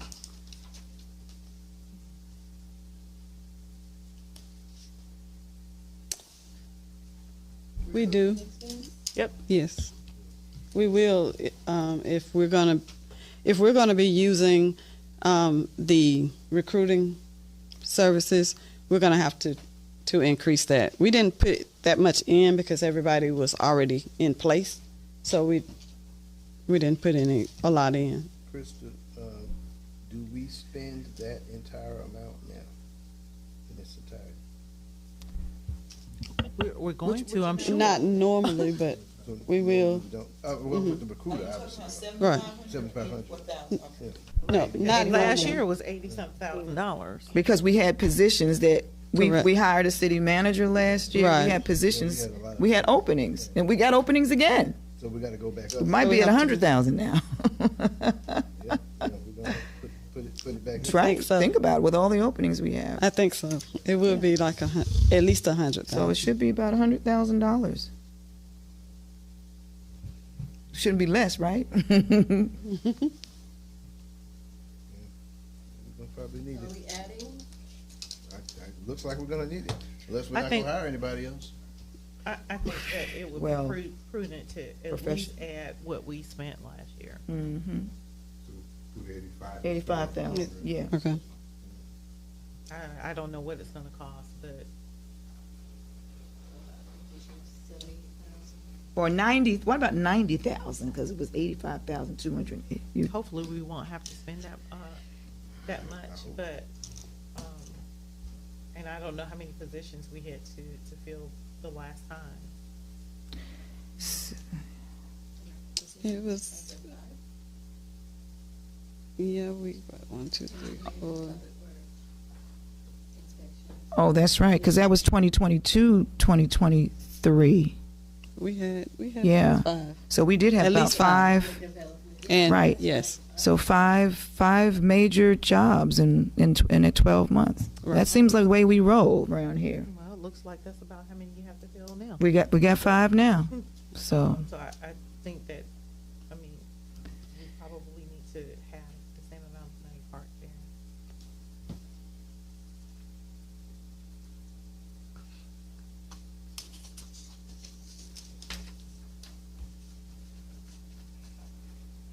yeah, We've got sometimes at least 6 now. department heads. Mm-hmm. Who were the 6? Got Oh, I'm sorry, I didn't get HR. That's 7. So what are they? we got HR, economic development, Engineering. engineering. Well, no, we just Engineering's filled filled. the engineering. So we just filled engineering. Right. Correct. And we didn't have Were to you going spend a to lot. let anybody know that? We We talked about it last week. didn't we did talk about it last week. You don't remember him saying it? He said it last week right here in this we in this put room. out a, And you did mention that, and we need to. Right, that is right. Right. I apologize. You're Thank right. you. Thank you. Oh, I'm sorry. So we got HR, economic development, City clerk. city clerk. Thank you. I'm trying to go through my head. City clerk. Well, purchasing is not a direct, Not as but a- we yeah. still have that position. And now we're going to have fire, and we're going to have GICC director Do we have city manager? and city manager. Yep. 3, 4, 5, 6. Okay. Not including purchase. 6. Okay. Yep. Yeah, people retire. And they get fired. Any Well, questions on only 2 of those are firings. Everything else is Yes, people get fired. people retiring, but that happens too. When they Yeah. do the city. And that happened to us over the past 4 years. We had a lot of people fired, or they were told that they were either going to be terminated if they did not resign. any questions on page 2?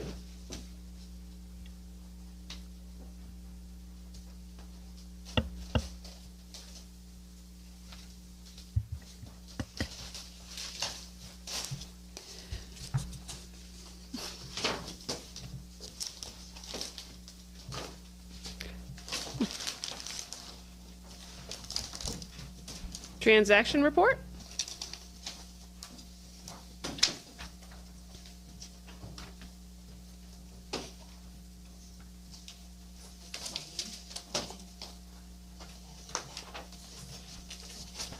Any of the exhibits?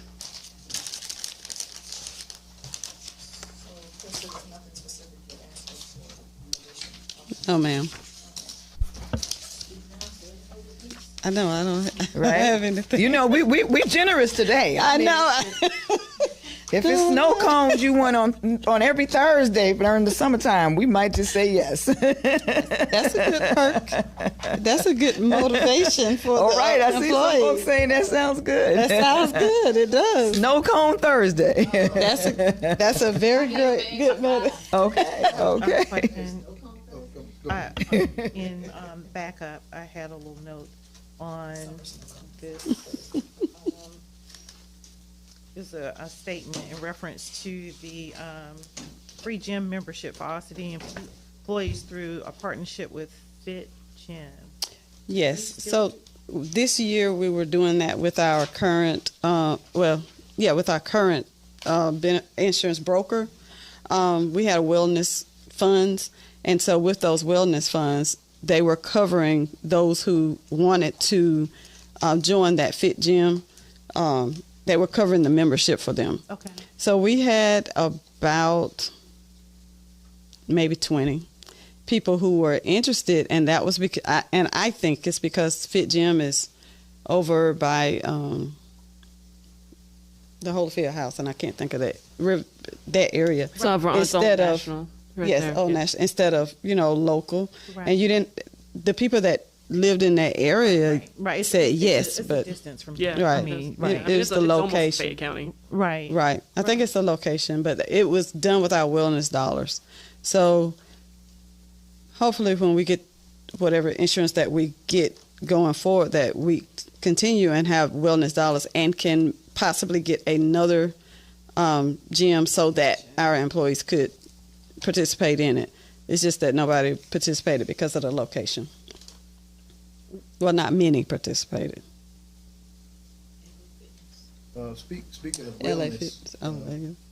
one of the things we talked around is this year we want to make sure our residents are covered first. We've got a lot of community requested projects, and I think we're going to cover them better than they ever have been before.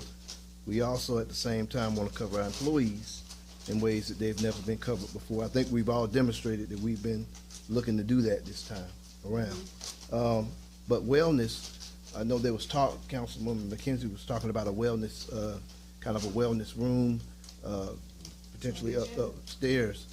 Now, my thought was, expanding that, and I said to myself, in fairness, a lot of times, and it's completely unintentional, but we got a lot of great employees all over the city. But if you work in City Hall, I guess because that's the hub of activity, in a sense, a lot of times you may be inadvertently privy to other things here that the other facilities aren't privy to, because this is where, see, the government is, and the employees are here, and this is, City Hall. I thought that it'd be good to look at expanding, if we're gonna do wellness rooms. I wanted to cover as many employees as possible, and my thought in theory would be 4 wellness rooms at strategic locations that would cover the vast majority of our city employees.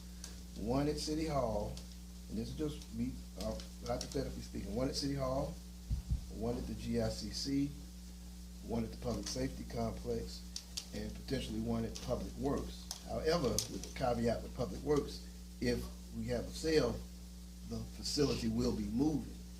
So maybe that one to Sullivan Road campus where they're going to be moving to. But if we do this the right way and have an affordable, environment there where people can get a little serenity and peace and quiet, and I think we would have something really special that no other city would provide for their employees and staff. And now, city manager figuring out how we regulate this thing and the whole nine and how it works. But I think it would be something really, really unique and extraordinary and very special for city employees. So I'd like to look at expanding that where all of our employees are covered. Everybody trying to get over here and crowd in one room, you'd be having a 2-hour wait or something. I mean, who knows, or whatever have you, but I want to look at expanding that, so I want to look at the possibility of that, and seeing what that would be looking like in the budget. Yeah, so do we need to, I have it on the agenda for Wednesday, but do we need to look at even setting? It's on the agenda. Okay. Yeah, and what I wanted to do, again, is get some more information, because we do know the location for this building, and looking at what that might cost, but just in terms of identifying other locations. I do have it for at least 2 to 3 locations throughout the city. I would love to see 4.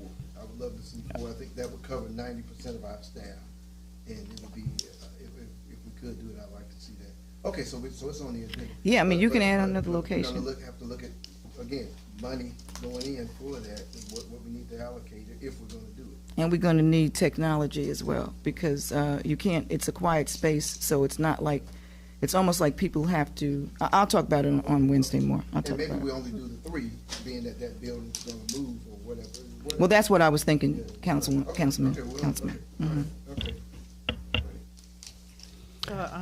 My follow-up question for you on Fit Gym. Yes, ma'am. Was, do our employees get the opportunity to use the facilities that we have here in the city at no cost? Yes, ma'am. Okay, so the Fit membership was in addition to what we already provide. Correct. Right? Okay. Correct. Okay. All right. Okay. All right. Thank you. You're welcome. Just come over to Conley at noon. That's Yes. right. Everybody used Conley, and they do go to Wyatt, Tracy Wyatt too. Okay.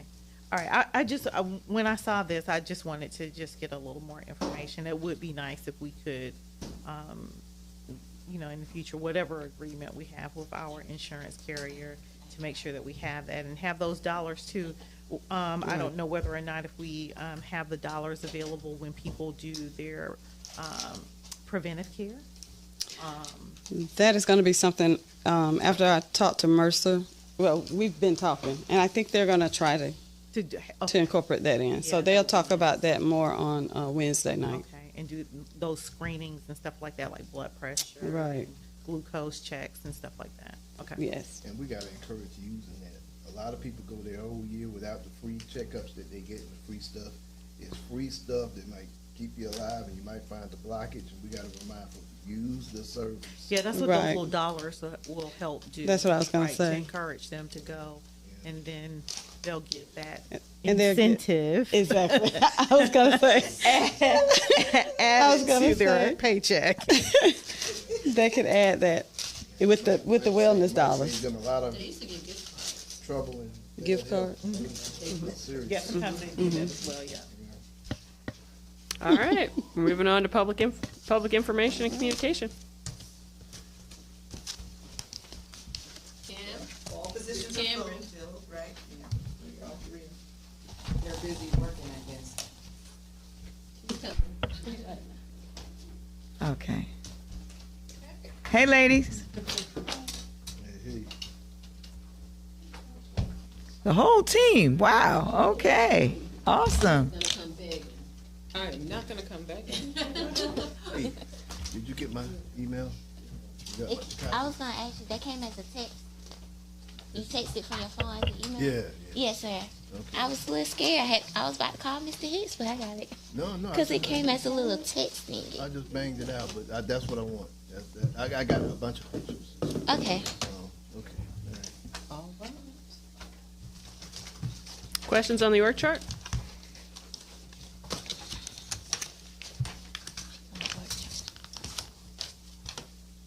Can we make comments on the org chart?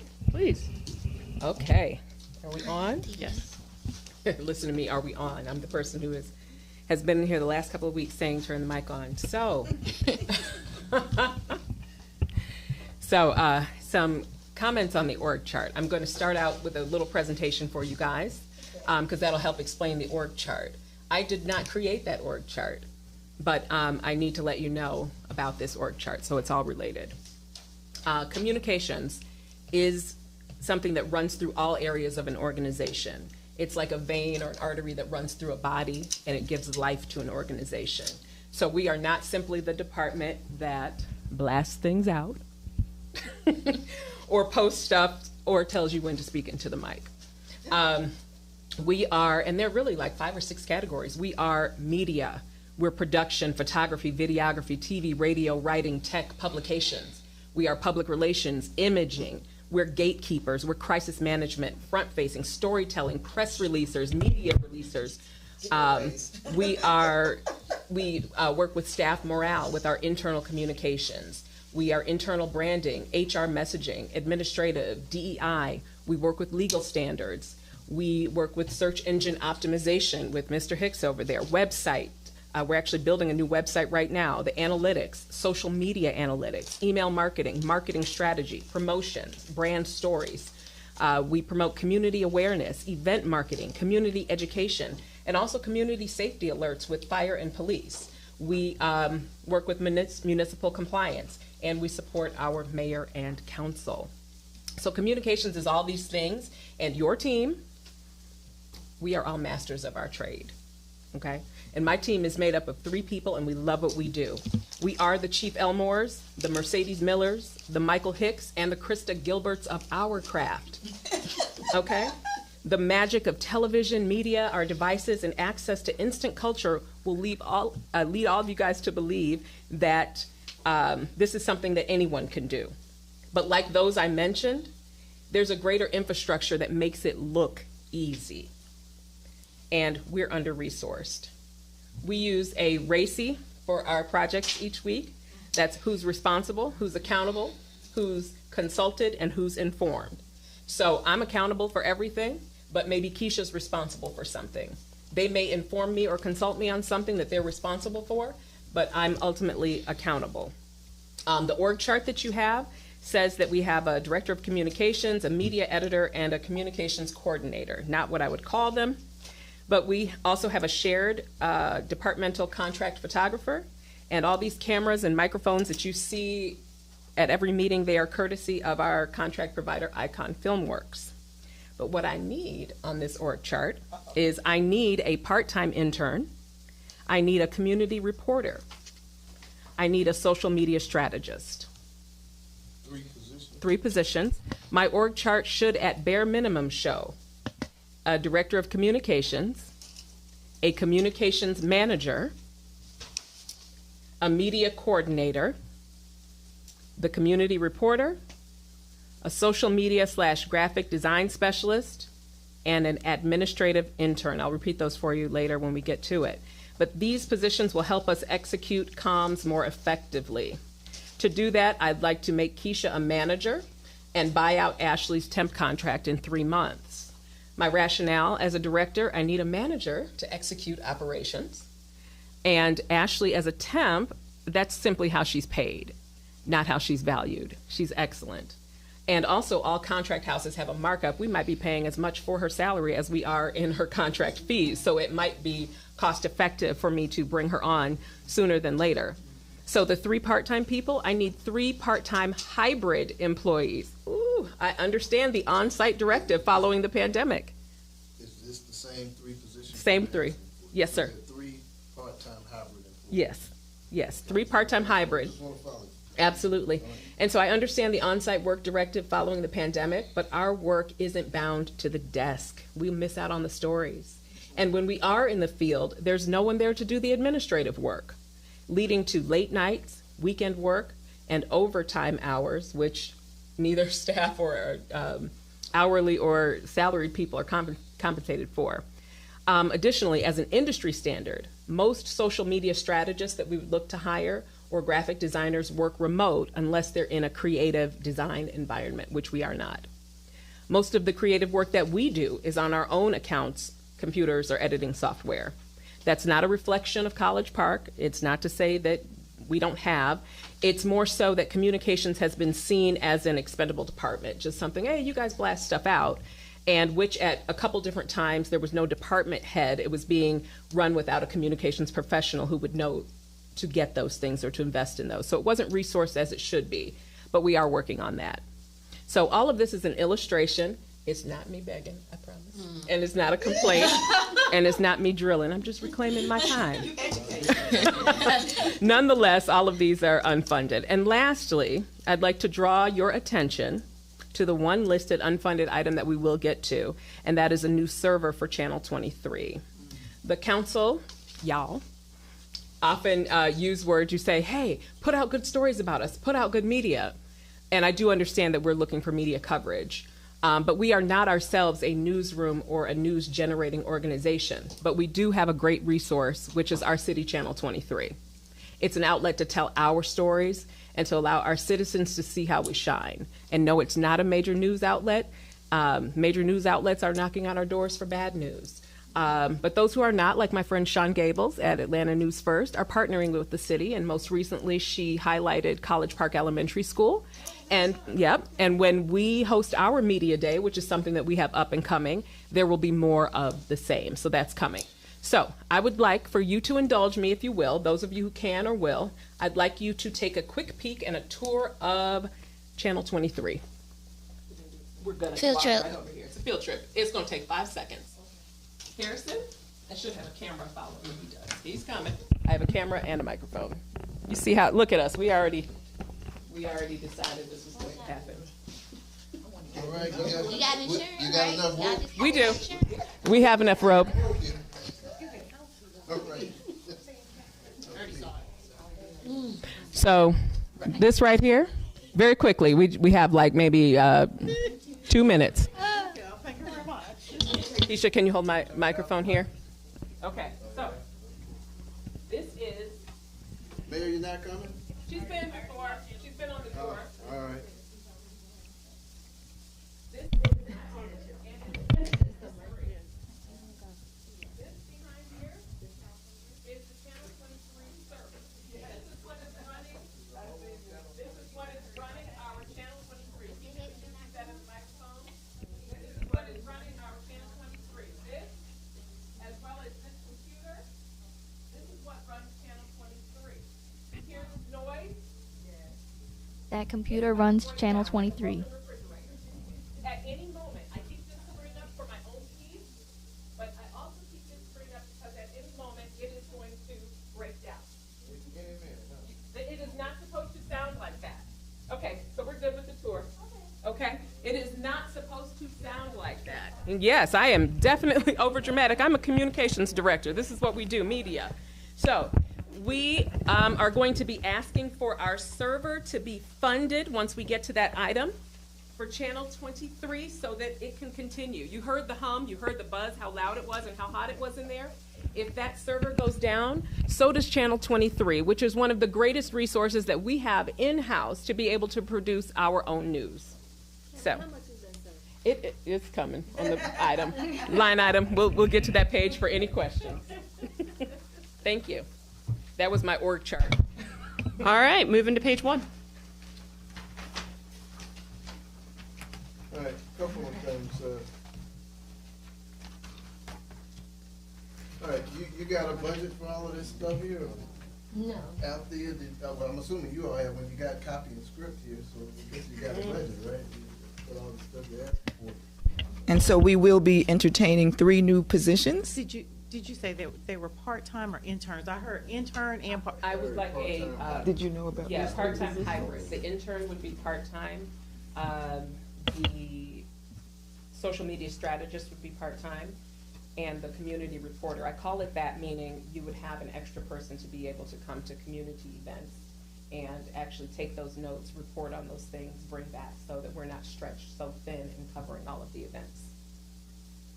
Okay, in terms of the 3 part-time hybrid setup, okay, what are we talking about there? What's that gonna cost? I'll go back to my org chart so I can So, read. when I think, every time I think intern, I think students, right? And so, is that where you're thinking as Yes. well? Okay. I'm hoping for maybe a stipend that we could get in, something that we could approve that's under $10,000. Okay. They would be a student, hopefully partnering with one of the universities where they could get credit for Yeah. that. And that's actually how all of us launched our careers. Yeah, I like that. Yeah. I like that So idea. It's a major feather in the cap for a student to be actually working with the government. Absolutely. And a young age, so. I also thought I've also thought exactly, you could cover many different bases. We don't have to have an intern from a specific study. They could be in government, administration, television, film, they could be in whatever. Back to my question, how much for all of this? Well, can we talk about the intern for a couple more minutes, just more, or at least 30 more seconds? Traditionally, and I know Krista can back this up because I was trying to get an intern. I'm going to have an intern this summer. Of course, I wanted more than what the city has been paying for the past 100 years. We've been giving interns $300 a month stipend, which means you just really want to be here at this point. So, what were you looking at for your interns to receive? The only thing that I had said is that it would be less than $10,000. Right. So 3,600 good for you? Yes. 36 would be fine. 3,600. 3,600 for the whole year. For the summer.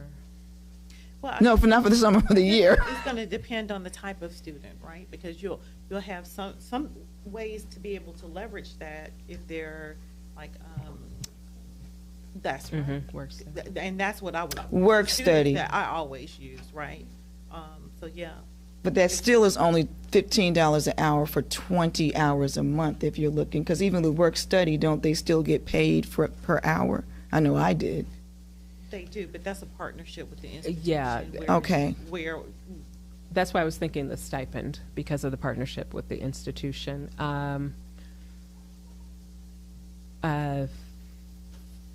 You said 3,600 for well, the. they would work basically, as you said, like 20 hours a month. It's not a daily internship. It is truly hybrid. Okay. With what I would have them do, so it would be event based. It would be administrative. Okay. They would have specific duties that they're doing. So about 20 hours a month. So that is pretty much, I think that's like a no-brainer, because that is already, every department in the city is supposed to be able to have an intern for 300. So you can pretty much, Krista's shaking her head while I'm talking. So I'm looking at her while I'm talking to you. So I think that is a yes, that's a definite, so that's yes. And then you asked about the, right, and then you asked No, it's 3,600. How many? Per person. Oh. No. She wants one intern. The other two are part-timers. Right. Okay. So we're saying the intern is really not even, the council doesn't even have to approve that. Right. Because that's what I was trying to say, that's yours. That's what I was counting. Okay. On. So, being able to do that. Okay. Right. And then for the part-timers, being hybrid and part-time and comparative to the other salaries, $25,000. What does that mean, hybrid? They would work from both home and the office. Right now, there's no working from home. Everybody reports to work.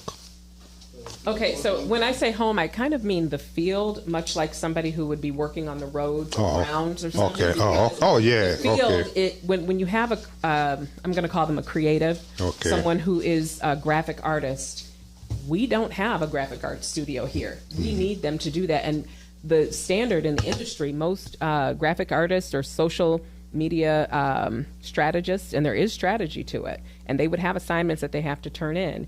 They generally, sometimes they take on 4 and 5 accounts that they're managing, and they are doing that media for different people. They are almost like a contractor, and they will come in, they will attend meetings, they will go to the different events that they're publicizing, that they're doing, but they are not going to put on a suit and tie and come in at 8 to 5 every day. There's no need for that. So that's what I mean by home, not roll over and do it. Yeah. Right, the field is not home, I understand. And so they're gonna be in and out of here as we have stuff coming up and popping up and whatever have you. We get you all these people here, and they're gonna be able to cover like I'm working on, trying to work on my newsletter. I don't want to have to farm that out and pay extra for it. So this is the kind of stuff I'm doing and folks here. Can I ask a question, Cameron? I was gonna ask. I'm sorry. What did you? I wanted to ask whether or not this would be a contract employee or a actual position. That's all. Okay, well, I'll be wrapping up in just a second if you let me finish up. Go ahead. All right, thank you. City manager, I was going to ask you, if we were going to do this, where we're going to put them. I guess if we had 3 years, they'll be in and out of here. Yes. Field and here. So I guess your office, you got 3 and 2 in the other office, and then 1 with you or 2 with you, or how you going to do it? I don't know. Well, we got to look at that, because if we're adding a purchase and admin, we got 1 room person. Is that going to be split? That's going to be a split room, or what that's going to be? So there's stuff to think about. Yes, sir. And if necessarily they're going to be here, I mean, there may be a room at Conley or something. I don't know. For another room, whatever have you. Or even the public safety building, something we can look there and see if there's a place. We want to think about that if we expand it. Do. And some things, no, I was gonna say some things that they may just even sit here around the conference room. They'll just move around. They'll be moving around. Floaters. They're floated. Yeah. Good. What exactly is the cost to buy out Mrs. Ashley's contract here? I have to get the exact number again. I Well, don't actually, have that. you would know, wouldn't you? She would not. She actually doesn't even know how much we pay for the contract. All guess, I mean, if we budget, we got it out. So it's one of those numbers that floats after each week of work. The more she stays, the cheaper she gets. So the closer she gets to that 3-month point. I know, Ashley, I'm sorry, but so we are. Coming to July, we budget, she's gonna be months and months in. How many months did that have her in where we pulled the trigger and we buy it? What was your start date? Was it January? July would be at 6 months. Right. Okay. 6 months. So what are we looking at? And that's actually the average, because I started out as a temp, so. Right, you did. That's right. I started out as a temp. So I started in like September, October, and I had to wait till March in order to become a full employee. So 6 months is the average. Yeah, that's why I was trying to wait the 6 months, because it tends to even out, and it does go week by week based on what she works. When Keisha did it, she wanted to come on quicker, so she increased her hours. She started coming in at 8 a.m. And so it's really hard to say exactly. I can tell you that I believe that we're paying, are we paying $48,000 for her services at this point? And so, yes, and so I don't know where we are in that number based on how she works. We'll figure that out. Right. Mm-hmm. But no guess what in July the 6 month buyout will be. It's gonna be less. It's going to be far less, yes. Or I'll have maybe to none. It'll be. Probably won't be. It probably won't be anything because after. Because her contract will run out. Exactly. Exactly. Once they're gone from this service, you're a free agent, yeah. So there are times that they have No, there's times that they have a fee that Right, it's like a finder's right. fee or a fee to buy her out because she, right, it's because she completed a certain amount of time in her job description. It started as a 3-month contract and then they extended it. So of course, so that they could make money on that markup. But once we get to that point, it's not just like she worked so many hours and it's done. She worked the number of hours that balances it out, and then we can buy her out for a certain hiring costs. Yeah. I'm familiar with, Dover staff and Ms. Sacramento and Camp Creek. I think we've used her before, and they've got I think they used to have some kind of a non-compete for a certain period of time when one's finished with their temp job, that they can't come over until a certain time. So I don't know if that's in the contract, but. We'll be able to hire her on. I have checked that. All right. Okay, I had a few other questions, but I already got questions. Just Contract, is it a contract employee or just adding the 2%? I wanted to add a normal. Okay. I think if we are going to remain, or at least get in the realm of being competitive for today's municipal workforce, we really need to re-examine everybody showing up and working 8 to 5. It's just not how people are approaching things now. It is a throwback that has lost us people, and it has made us less competitive when we are trying to seek out talent. There's a lot that can happen that doesn't happen at a desk in a traditional office space. I agree. I agree. We were at Chick-fil-A. Joe, we were at Chick-fil-A. What day was that this week? And even the headquarters, most of their people only work certain, they're only in the office. Our FAA building is practically empty. The engineer, so it's, it is difficult trying to attract and retain talent, and especially based on the salaries that we're paying. We lost somebody really valuable in IT earlier this year, and I regret that. But I think it's something we definitely need to. I'm just going to add my 2 cents here. Okay, go ahead. I agree. We have too much technology in place. We've proven through the pandemic that people can work in hybrid environments and be extremely successful. And so if we want to take our city to the next level, as we all say that we do, we all love this city, and we want to make sure that we have the top talent, and we want to retain the talent that we have, and do not continue to bleed into it, we have to provide some type of flexible work arrangement. Well, here's my 2 cents. I'm not the biggest fan of remote working. I haven't been. Now, however, in this case, being that this stuff is kind of more all tech, editing, video, slicing and dicing, or whatever, I guess that's slicing. Well, digital splicing, I guess, you know, and there were white gloves and tape, you know. But I mean, in this particular case, with you know, the nature of what you all do, yeah. But I'm okay with some remote here, as long as the stuff is getting done and we're not waiting on this stuff and we're not waiting on our newsletters and we're not waiting on this coverage and that coverage and the turnaround for these 3-minute videos or whatever we're doing. I just want to see more activity. The other problem that I think I've had with communications has been reaching our residents correctly. We still have not perfected that. We still don't know who we're talking to. We don't know how to reach them, and we act like it's impossible to reach them. In particularly, our apartment communities who need the services the most that we are trying to get noticed and get the communications out to. I have yet to see a comprehensive list of email addresses covering our apartment communities at all in any ward.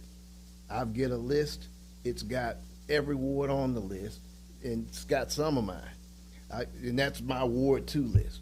Or when we talked about having to use Code Red and Falcon in lieu of our actual communications list. And this is all before your time, so this is not, you know, anything on you, but, you know, who we're talking to within all of this, if we're gonna give you all this stuff, we gotta figure out how to reach the residents, and we have yet to get that together, and I'm assuming you have it all planned out and you're going to do it, right? I'm glad that you spoke to that, because one of the things that we do, and Ashley does well, is social media analytics, email analytics, Google analytics. All these things let you know things, even like if they came to our website, where'd they go before that? If they're watching that amazing video that you were on the other day, what did they click on right before that? Analytics are the big brother. It's why you see the ad that you see. We have been recently what I call fooling the algorithm, basically saying that we're going to put all council stuff on Wednesdays. We're going to do this on certain days. It starts to drive the algorithm into a bubble so that they do see us. So there is some strategy behind it. And so we know what residents are there. But the other thing that we're doing to reach them is we are implementing right now measures to reach those residents with not only the new website, but different things that they can reach out and use on their phones to report things, to know what's going on, to hear what we're doing, implementing QR codes, which people do use across demographics, whether they're age, race. I mean, you can live one place or another and you're going to have a phone. You're going to be connected. So we are using those means to actually know who we are reaching and then understanding how we are going to reach them best. Okay. Yeah, so we're doing that. That sounds great. It sounds like all the bases are covered. But they're getting there, and I think that's progress. Analytics are great, but again, they do not target our specific residents. Yes, they do. Hear me out. I heard you out. No, they don't. And here is the reason why. You can have analytics. Like you said, you can target how many folks saw that great video that you made, this, that, and the other, or who clicked on this on the website. The problem is not how to reach them.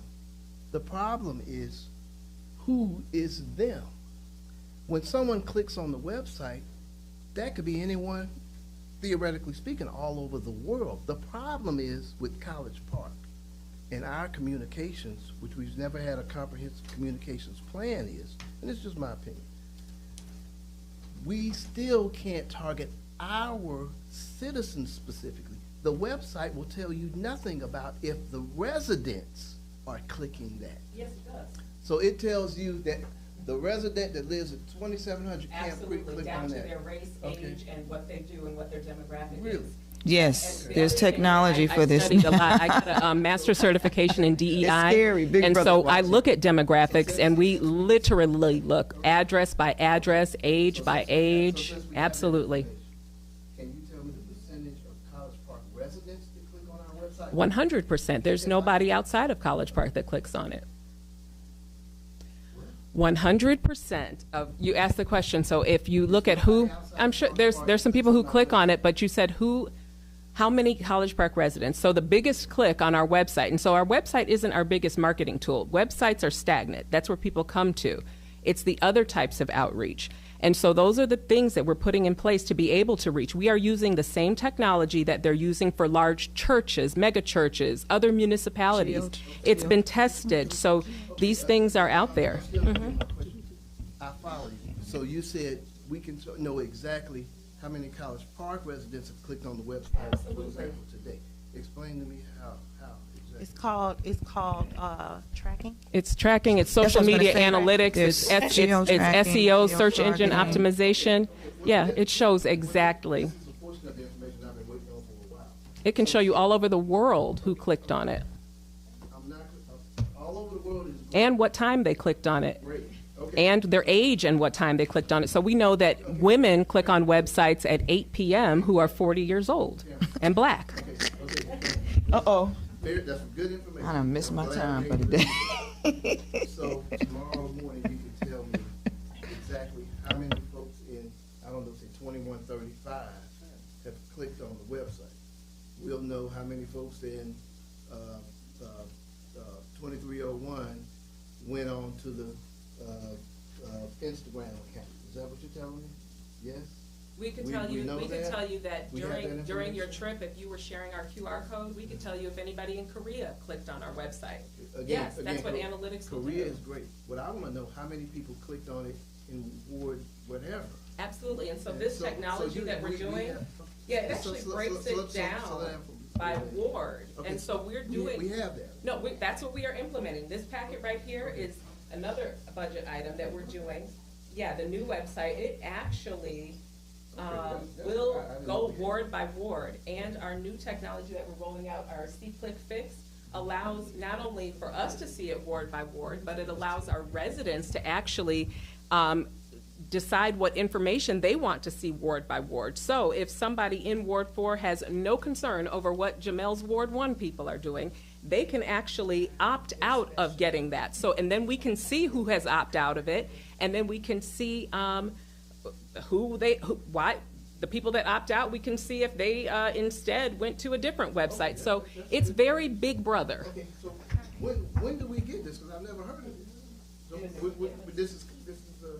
when is this starting off? We are in the final phases of implementation, so we should be, when is this? What's our date? We have a launch date. It's integrated into a couple different things. What's our launch date? We have to give her money. Yeah, money. Okay. Well, and that's of the conversation. and that's what I wanted to say. That Councilman Councilwoman Carn, with all I'm due here for the budget right, for this stuff. with all due respect, there is Okay, let her speak first, and then I'll was just gonna speak. say, I think we need to get back on track. Right. That's what I was getting. And getting back on track with talking about the budget and her needs. And you have a side conversation with her and Dr. Emmanuel to find out more about the technology. Right. Okay. So basically, based on what you've presented to us, in order to be able to do what you want to do, you need these positions. One of the reasons that we've been operating communications over the years as a 2 to 3, no more than 3-person department. And what you're saying now is we need 5 to 6 persons that are doing different things there so that we can get all of this done. All the things that we want to do, Yeah. all the cool things that you guys want to do, and say, how can we do this? How can we be more visible? We've got Right, to have the right. manpower to do so, and the creative power Right. to do so, the other minds coming together. So we're looking at the salaries that you already have here, $3,600 for the intern, $25,000 for one part-time person. Is the other person going to be $25,000 as well, or are we looking at? Because I'm still trying to get your numbers. Yeah. 10,000. So can we do $10,000 for an intern? Yeah, because then we wouldn't have to run it by. Krista, I don't know if we have. I'm gonna talk to you later. Okay. We had to find out, right? them out of that number. No, because I had a college student that I wanted to have this summer, but $300, she's got to get another job. She can't be an intern for $300. I thought we weren't, but now we are. I've said that I would like 10,000 or less. If we have to come in at 3,600, and that's what we do. We need 10,000, and Yeah. I'd like to be able to, as we said, the other idea is wrap it into a Speaking of a stipend. total budget of $60,000, 10 for the intern, 25 for each part-time individual. Yes. Thank you. Okay, so it's an extra 60,000. Thank you. Thank you. What do we need for, in regards to the pending explosion of the server, which you said is any minute? Any minute. Yeah, how much is that? What's that? $15,000 to $20,000. Oh, I thought you were talking like $100,000. No, it's not 100,000, but it's been unfunded for quite a while. So 15 to 20,000, I would say we're probably going to come in more toward that 20,000 Okay, end. what about, so, and the other thing? So you're just asking for 80,000. Everybody that we. This is already. That's already in there? I can't see. I'm like. Okay, so the because they're part-time, we're not, Chris, does this, well, the part-time, what about the benefits? We're not? Yeah. Okay, so we're just, it's a flat 60,000, okay. Plus the 20,000, so she's just asking for So 80,000. I have a couple of questions, if we can get back on track on page 1. All right, so one question that I have is in reference to item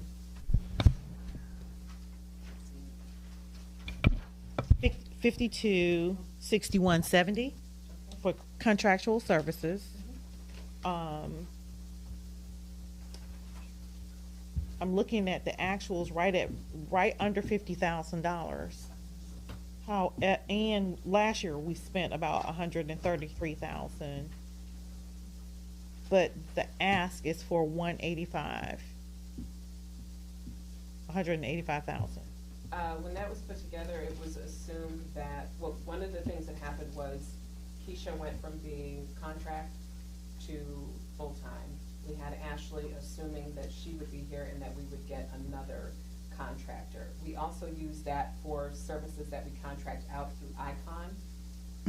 Yeah, I figured that. So we do contract Icon Filmworks, we contract Warren Bond? other services. No, he's paid now. Okay, Through- okay. Right. We also might contract services for other things we need, like a graphic design, which we have done. So any of those things that we have to send But out. now Icon is under contract as well, though. So if we, would it be, shouldn't it be separated out of this? That's right. Also, yeah, this was also, some of it was for the communications company Hemsworth, who was there, who was no longer. That we no longer And have? yeah, so the We're gonna next replace them. contract So year was- planning yeah, for the planning another was company. for- Okay, mhm. all right, okay. Okay. Yeah. The backup, okay. Page 2. Okay. On that backup, I was gonna ask, what is PR communications, 45,500? What page are you on? Two or three transactions. Yeah, it's It was there. the same line, 6170. You want to share? Yeah. PR communications, We have no more batteries. that's what you want. Okay. We're gonna replace that with another. Okay, okay. We're bringing on, we're gonna bring on 3 folks.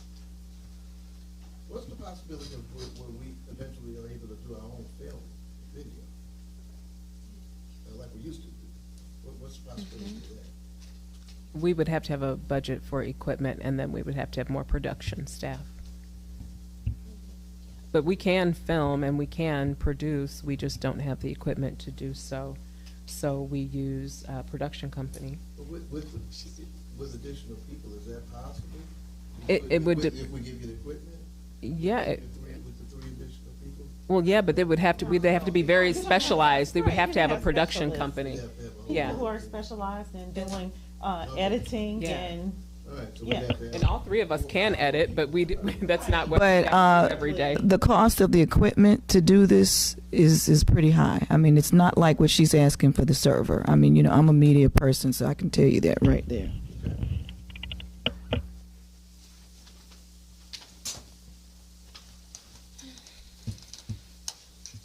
Our website is. I'm sorry.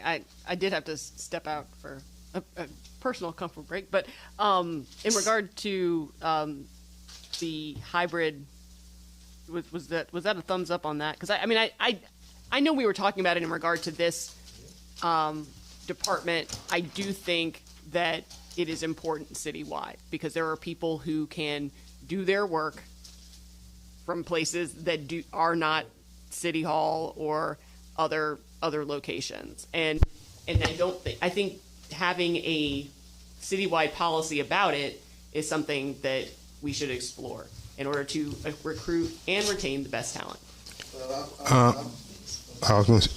When we cross that bridge, we will consider that, ma'am. But right now, no. I mean, right now, no. But when we cross that bridge, when we at that level, I'm not sure I'm clear on when you're saying that might happen.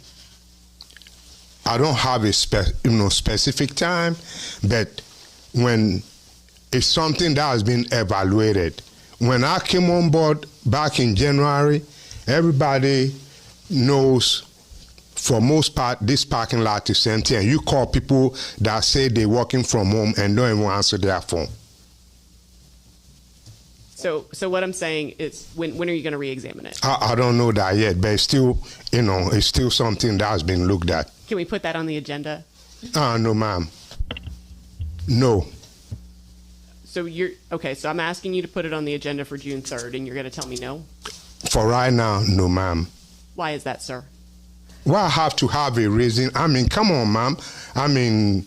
Dr. Adediran, I'm just asking for a discussion of it on the workshop for June 3rd. Not yet. Can we move on with the budget? I'm having a conversation with Dr.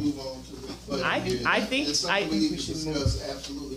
This is a conversation that you and Dr. Adediran can have. I think we just Dr. need to move on. Dr. Adediran. Yes, Mayor, ma'am. can we please not do this, Mayor? Could we please not do this? I mean, we're doing budget now, and you deviating to something else that don't even have nothing to do with the budget. It actually does have something to do with the budget, in that when we're looking at a number of vacant positions. Some of that is don't be careful, don't let it fly in your mouth. Some of that is attributable to pay. We've had some conversations about that. We've also had conversations about how we need to be more competitive. And one of those ways in which we should be more competitive, in my opinion, and I've heard it from other members of the governing body tonight, is re-examining our policy in regard to remote or hybrid work. So tonight, I'm asking you to place it for discussion on the workshop agenda on June 3rd. Okay. Wait, hold on, council member. I asked him a question. Please go ahead and answer, Dr. Adediran. As I stated, it's still something that I'm evaluating, and June 3rd, no, that's too soon. When can you do it? I don't know that yet. I'll let you know when, when. Dr. Adediran, so yes. what I'm going to ask you is if you can let me know by the end of next week when you could place it on a workshop agenda. That's too soon, ma'am. So it's too soon. I won't even be here. I will not even be here for most part next week. I'm completing my program and receiving my certificate on Thursday. All right. I'm going to ask you to put it on the June 17th agenda. Can we just hold on? I guess the thing what I'm troubled about at this moment, everyone, is that we are really trying to discuss the budget, and I think that the conversation between you, Madam Mayor, and the city manager, some things can be held without us, while we're having a public meeting right now, we're really trying to stay focused. I think that that's getting off the course. You have access to the city manager 24/7. We all submit to the city manager requests for agenda items, but to make a big thing now, I'm asking that we just continue with this. We still have, when we finish this, we still have to finish with the municipal court.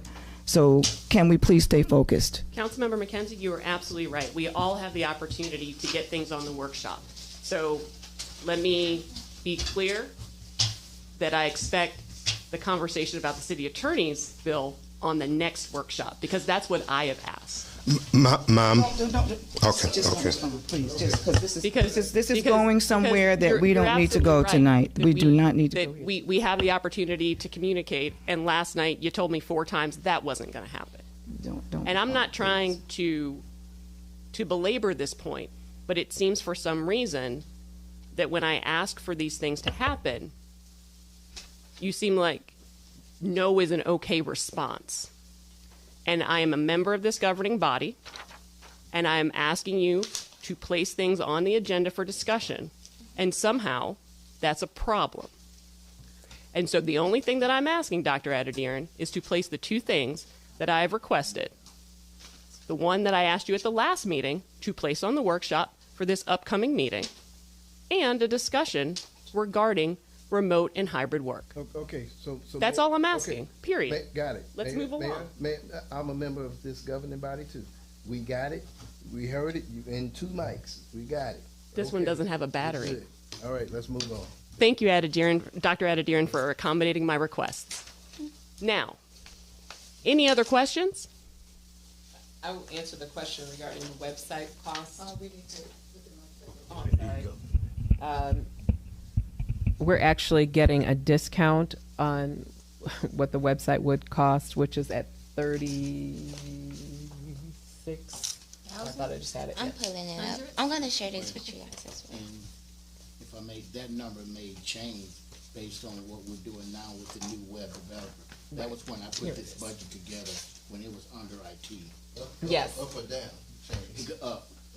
So yeah, some of the things that have happened is communications was nested under IT for a while when there was no department head, and it was nested under the city clerks. So it's kind of gone through some changes, but the website, the final cost we got the other day after, I did want to tell you guys, we went back through everything that council had asked for as far as functionality, what you guys wanted to do. We partnered that with what we've gotten as feedback from the city. Like Dr. Adediran said, people saying, I can't reach them, I can't get there. We've taken all of that into consideration and went with the best implementation that's going to encompass everything. It's going to allow us to put a couple different products together, including our See, Click, Fix, which allows residents to walk around and see, click, and fix, ask for things that go straight into our website, along with some things that go into the city clerk, such as agenda. Accessible agendas, so many things. So we built this out. You see, I'm building it up, y'all. and it has analytics built in for everything, down to the ward and gender and time. Anyway, so that's going to cost us about $35,000. Actually, we're getting a discount on this, but I still want to budget $37,000 for the website. Okay, so altogether we're looking at about 95,000 to 100. Is that your number right there?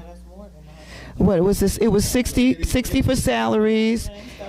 Now I will and say then this, it was the 20. website. The website. Oh, it is more. The That's cost right. that has always been in our budget. So okay. So it's there now. Yeah. So the maintenance of the website is just at a different cost. So the maintenance. So it's 120. Each 120.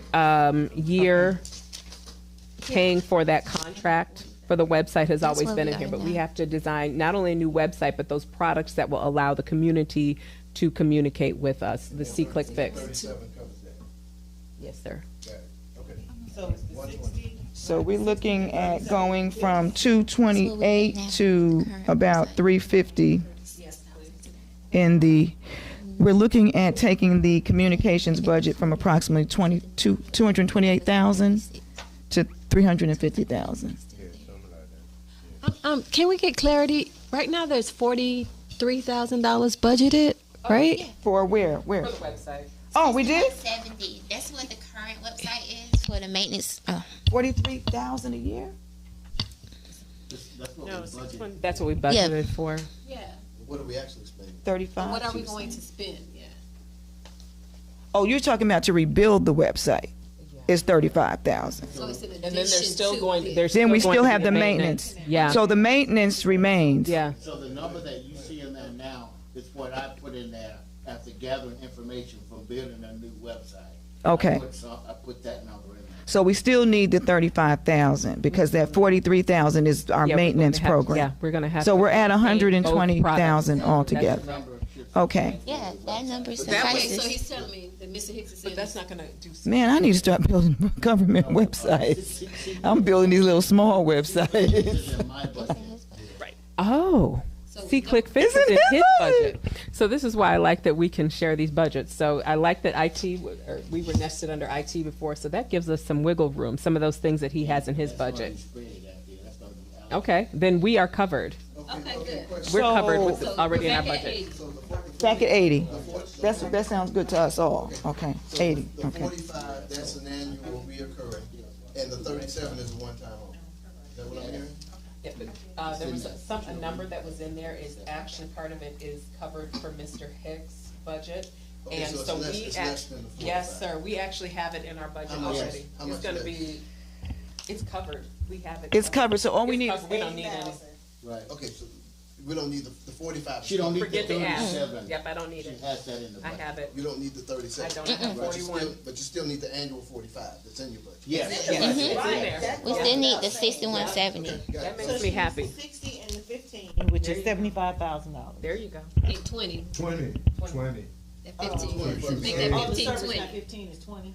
We're just gonna round it off. Quotes that we got were between 15 and 20, and we'll Okay. probably come in at about 20. So we got those quotes straight from our current users from Icon. Look, Cameron, I have never seen anybody work so hard for $80,000, but you really did. You presented your case. We haven't talked about the raises for my staff yet. You think we talk about 800,000? We're talking about a little eight. We could be talking about 800,000. But this is being. But this is huge because again, my biggest thing that I get from my folks is communication. And if we can get these messages on multi levels, and this is.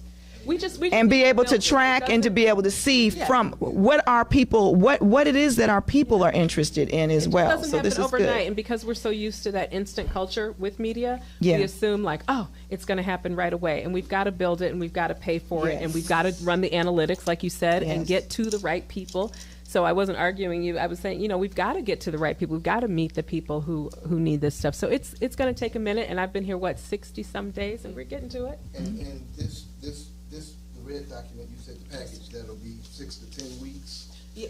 Okay, there's a text component directly for phone numbers? When we collect phone numbers that we can text the message, that's in that package? Yeah, that's the CRM. That's where we collect data. That's the customer relationship management system. So we will. Contacts. Mhm. Organizers, we're gonna be able to finally do all of this. We Absolutely. haven't been able to do this before. Okay. Yeah, we went and we have gone back and forth with them down to the minutia, the questions of how we will store. Yeah, absolutely. Okay, now we're talking. We can actually reach the people with Yes. representing and not everybody, and separating that out from everyone else. We can Not- separate it. They not can to- separate it. We can perfect. decide how we reach them the best ways. Yeah, engage our youth, engage our elders. We're 4 generations working on one type of technology, so we can do all of that. Yep. That sounds good. Mhm. Okay. Okay.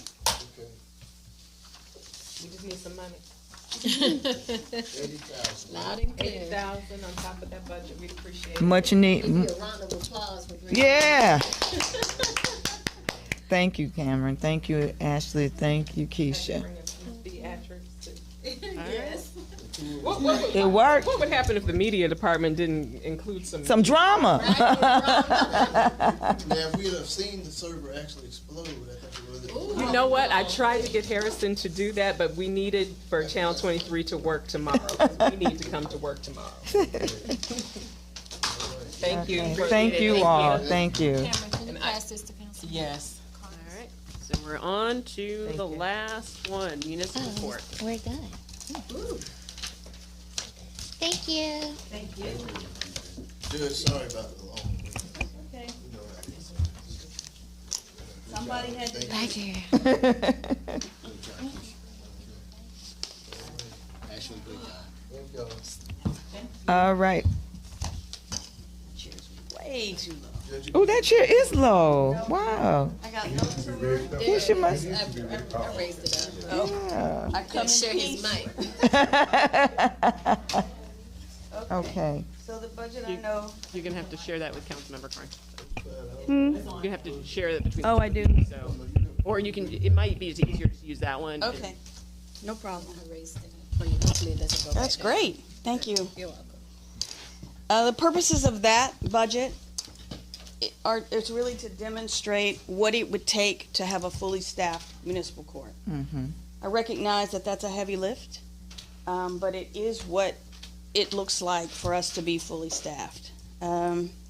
We've spoken several times about the need for a court administrator now that we're a freestanding department. We were able, Thea was able to put together or to remove 2 positions to fund that. So we don't really need that position funded in its creation. I mean, the court administrator. You said 2 positions. We had 2 part-time positions that we were able to put together to fund the court administrator position. They're currently practicing that right now. Right. She's already acting in that position. I just need to get the position to, create it, formally created. I would like 2 deputy clerks. When I first came here, I've been here 12 years. When I first came, we were fully staffed with 6 clerks. We operated for quite a few years with 1.5. That's dangerous for the court because of the amount of things we have to do that can have potential liability for the city. We need redundancy. We need more people with their hands on what we're doing just to make sure, because mistakes happen. So I would like 2 deputies. I have an accounting clerk. We would now have a court administrator. We do have the person who was hired to be our clerk, who was actually running the court for some time.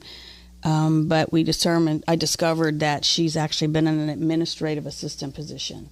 She's a skilled position. She has to be trained and certified every year. And what a lot of people don't know is that court clerks have personal liability under Georgia law if there are errors. That's another reason that I work really hard to make sure we have redundancy to help to make sure that doesn't happen. One of the other things I do that is a little bit different than what other courts do is I send every clerk to the clerk training and certification process once again for redundancy. So the truth is each one of these clerks is certified as a chief clerk. So if we have any kind of like COVID or the flu, or for instance, Robin Polk had kidney failure, and we fortunately had another clerk certified who could cover. So those things happen. I mean, we can't really, but the bad news is if I don't have certified clerks and that happens, we can't have court. So that's one of the reasons we stack those positions. What else? Is a certified chief clerk, that's not a relationship to a certified city clerk. Not at all. Totally different thing. Correct. So what I'm asking is to reclassify the position that Robin is in to that from an administrative assistant that is more reflective of her responsibilities and the work that she does, to reclassify that to a chief clerk position. And I want to talk to you about the hierarchy, then I'll talk to you about the salaries, but I think it's important for you to understand these are not administrative assistant position. That is a common misunderstanding.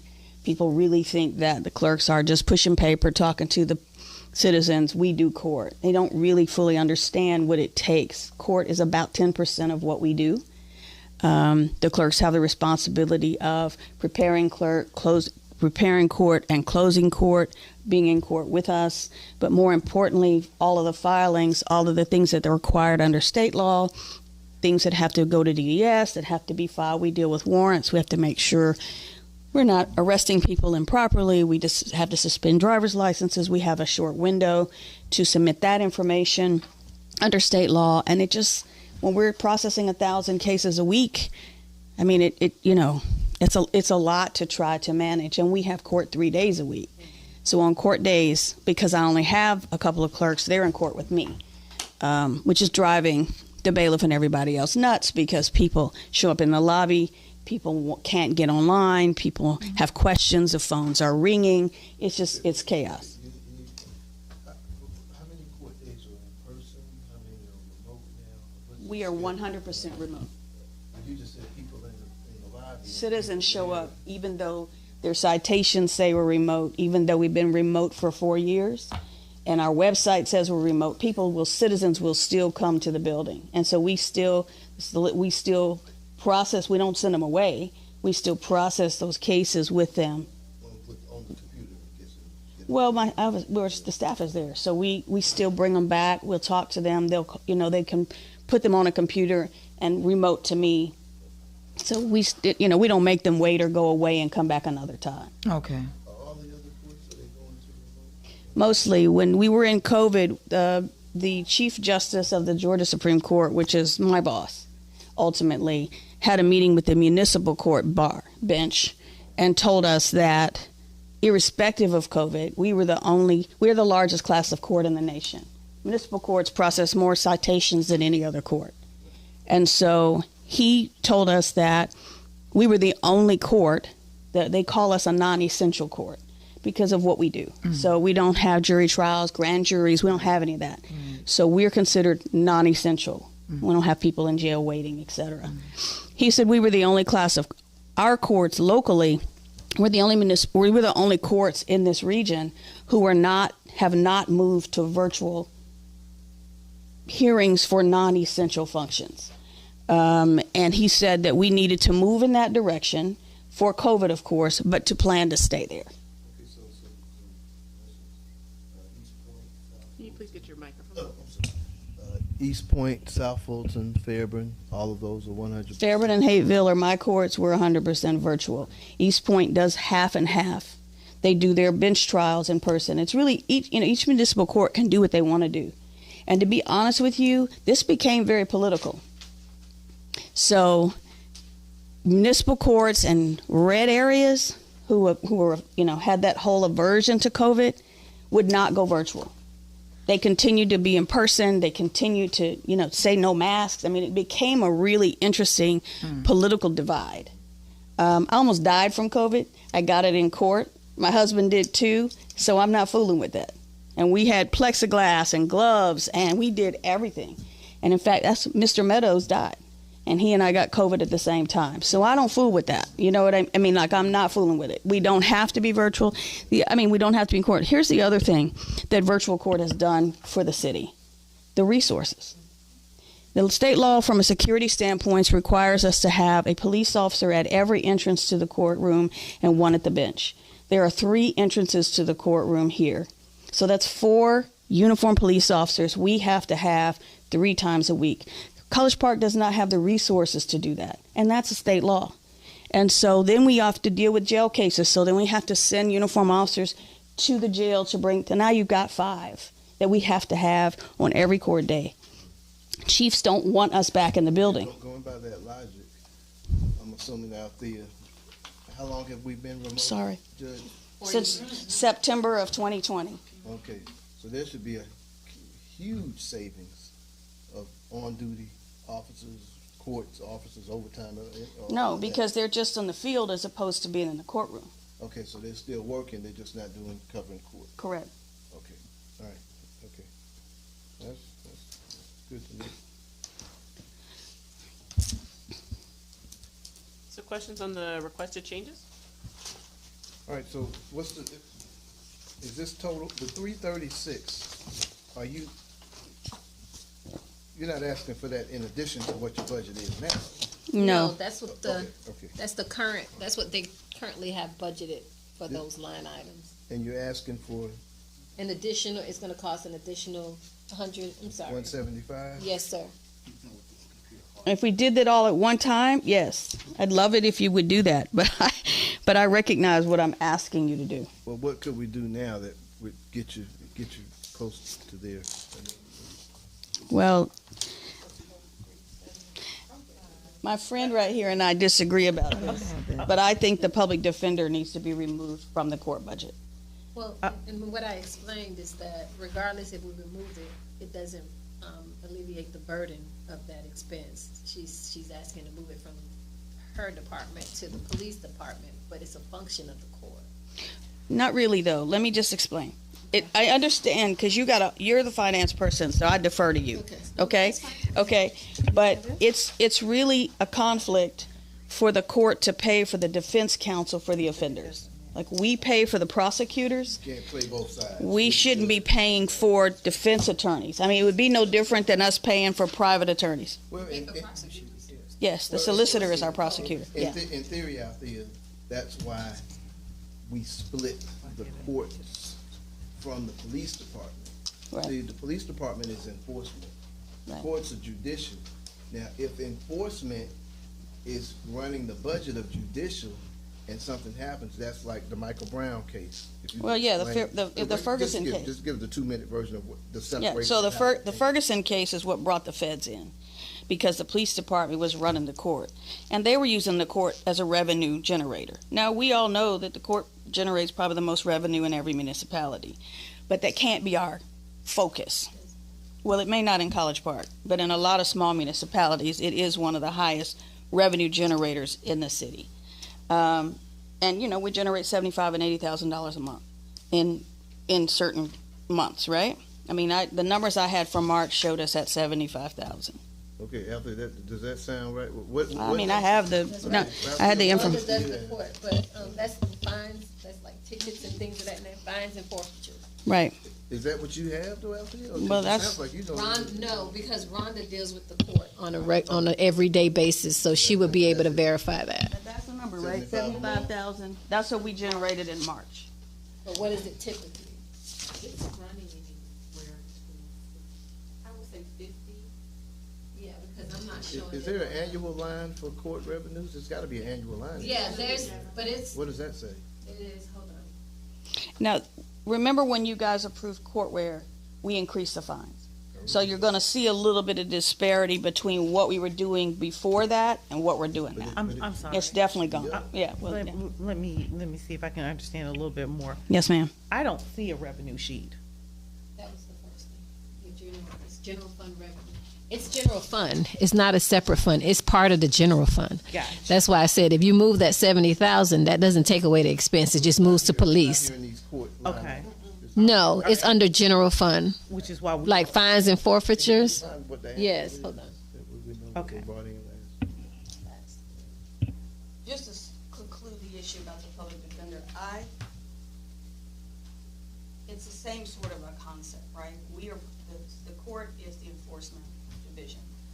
The solicitor prosecutes offenders that come before the court. If the court is also paying the defense counsel for those same offenders, that's where the conflict is. I mean, I'd love to get that money off of my budget, because then I might get everything, but then I don't need a lot, right? So that's just me from a fiscal standpoint, but there's also a conflict for the court to pay. The courts don't pay for the public defender because that's defense counsel. It'd be no different than I'm paying for private attorneys to represent the offenders that come to court. Well, I worked in the Solicitor General's office for 2 years, and yeah, I mean, obviously you got a public defender, you got prosecutors for the misdemeanors in Fulton County Solicitor's office, and I mean, it's hard to. You're looking for justice, and if you're paying both sides in a sense, you say, well, some people would say that's the appearance of the fix being in. The same with the police department, and there's a shooting and so on and so forth, and the family of the shooting victims expecting justice, they get to court, and the courts are financed, budgeted, and administered by the police department. There's no separation. That was Michael Brown. That was I mean, the feds, when the feds came in on that, it was mandated that we had to separate. Okay, for the fines and forfeitures, which the fines part of it is that the tickets that the police officers are issuing. Okay, so our police officers initiate the cause, and then you basically enforce the cause. Okay, so this year right now we're at 770,000. Okay, how does that compare like last year? Is that, Last year. How does it compare to COVID? I mean, you got a few years there, or you just looking at the one? I'm looking at one. It allows me to do one at a time based on the report I just Well, pulled. when she looks at that, another thing that we were able to do by going virtual in 2020 is we have never stopped having court except for when we lost the clerk. Oh, except for when we lost our clerk quit because we had 1.5 clerks and she couldn't manage that. So when other courts kept going up and down and closing and opening, even when the city was closed, we still had court because we were remote and we could continue to go. So we were able to still continue to generate revenue when like hotel, motel taxes and stuff like that went down. And last year we collected a total of $309,000. Okay, so we doubled. Yeah, it's over doubled. What now? Tell me what happened when we over doubled. Two things. The police department started writing more tickets. Right? They've tripled the number of citations. They were right by Corporal Block alone. Trust me, he's 75% of the calendar. But the police officers really increased because she's right. We can't do anything if we don't have tickets to process. Right? So it really starts with the police department. So with the police department tripling the number of tickets, and we raise the fines. Well, I mean, you asking for the increased amount. I get that. A lot of that's contingent. Is the police department going to keep up that clip, or are they going to go back to $300,000? Yeah, talk to the chief. I don't know what the incentive. Well, a lot of there's no reason for them not to. Yeah, but doubling that's like a lucky. Maybe that's a lucky strike. Are we going to double next year and stay there? More than double is a. Yeah, well, I mean, none of us can guarantee that. All I can tell you is that even before we were doing this many tickets, we're still understaffed. And that's really my goal, is to make sure that we are. How much of the 175 could you live with to get? You talk to me? I'm trying to get a better understanding first before we start talking about making adjustments. Yes, ma'am. All right. So on the sheet it shows 336. That's what's currently budgeted. But my sheet in my book shows something different. It shows 374. Okay, you're looking. If you're looking at just personnel, right, on your sheet. Correct. This includes. Is that what this is? No, it's not just personnel. If you look on the bottom, second, like the last third of the. We have operational. Right here. Operational as well. So it's not the total personnel budget; it's specific positions. So she's asking per position. If you look at the third line, it says, is that the third line? I can't barely. It says city employee adjust court administration salary to $55,000. The current salary is $48,506. And in total is what that position costs, and that includes your fringe benefits. So in total, I wanted to show you what the actual salary was and the fringe benefits. Basically, that's my total cost, $74,171. And she's asking for an increase of $8,552 in the salary. So that brings her new requested budget to 82. So her increase is the $8,552 just for that one position. And it's really less than okay. No, that's not. I'm not confused. Okay. I'm not confused at all. Okay. I'm looking inside of the book. Here on the sheet that has the total salaries for 374,086, right? But we're only talking about one position. So that's what I'm trying to. How are we breaking that down to make it make sense? Why isn't this number, or why don't we have the same breakdown on this piece of paper? For the entire, right, each position? We're not comparing apples to apples. It's like a banana to apples, right? Simply because I have a full number here, but a partial number here is what I'm saying. Because the other ones aren't being impacted. I get what you're saying. You would have liked to seen the entire total amount, right? Total. And I can see how, if this number is, how it's being affected. Okay, I can tell you how much that number is going up, just the salary. Okay. Give me 1 second. The last tab I see in my book is public information. Yes, that's because remember we had to move. Yeah, we moved forward. We moved. She was with police. Yes. I'm following your sheet, but I'm like, well, where's the actual budget? I'm trying to follow down. I'm like, that's the end of the book. You can look on mine.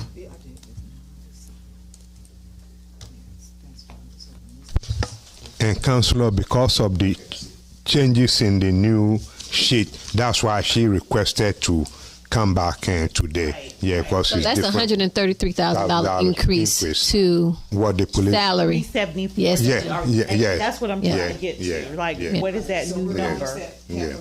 I think if we took out 70. But that still doesn't alleviate the burden from the total overall general fund. Yeah, that's not even listed in the salaries. Well, no, that hits No, in the salary line. no. But it's public defender is like a contract. It doesn't fall under salary. It's not in the 5010 to 5200. Yep, it's in contractual at 50,000. Anything in this request, you just started getting your technology fund. I did not. We're working on that. We have not fully figured that out. But we changed that a while ago so that you would have access to it and the police department no longer held it. It was for the courts. It's in the general fund. About how much money are we talking about? A little bit under 50,000, like 48,000. So something like the computer hardware, maybe that little stuff like that. No, I want to know, what is that for? Yeah, Mr. Hicks would like to know. PCs, email, they've got two separate entities. They've got iCourt, that's separate. They got their own PCs for that. And then they've got Court Web, where they remote into that. It's a URL. But the desktop support, we provide that. The emails, we provide that. The phones, we provide all of that. So I'd like to know what the 14,000. Because we have to pay a license fee and a tech fee to the iCourt. iCourt, gotcha. For Okay. iCourt Sure. every year. Gotcha, okay. But once we get the technology fund situated, It would come out of that. Start paying for Right. that. So we And can we take need that out. scanners. Do you provide No, the scanners? technology fund is budgeted. We can through Canon. So that's already allocated. Yes. But the iCourt, you do have. But we still have to, the judge and I are still trying to find out whether or not that bill actually became law. So we're still, I don't know if you were able to. Well, so here's the answer to that. So when 2012, when I came, there was this House bill on the floor that allowed municipal courts to create a court technology fund, because at that time, so many of these small cities didn't have the money to upgrade the technology to where it needed to be. So they gave us the authority, they had us at a training session, they told us the rules, and so these tech fee funds were created under those rules. Now, what Althea is saying is, was it ever made into law? I really don't know, but I do know those were the rules that we had to create the fund under. Now, if we've been collecting that way, and that's the lawyer in me, I don't think we can change the way we've added on $25 a citation for that purpose. I think that's an issue with the citizens if we don't. It's like collecting a sales tax and not using it for a sales tax.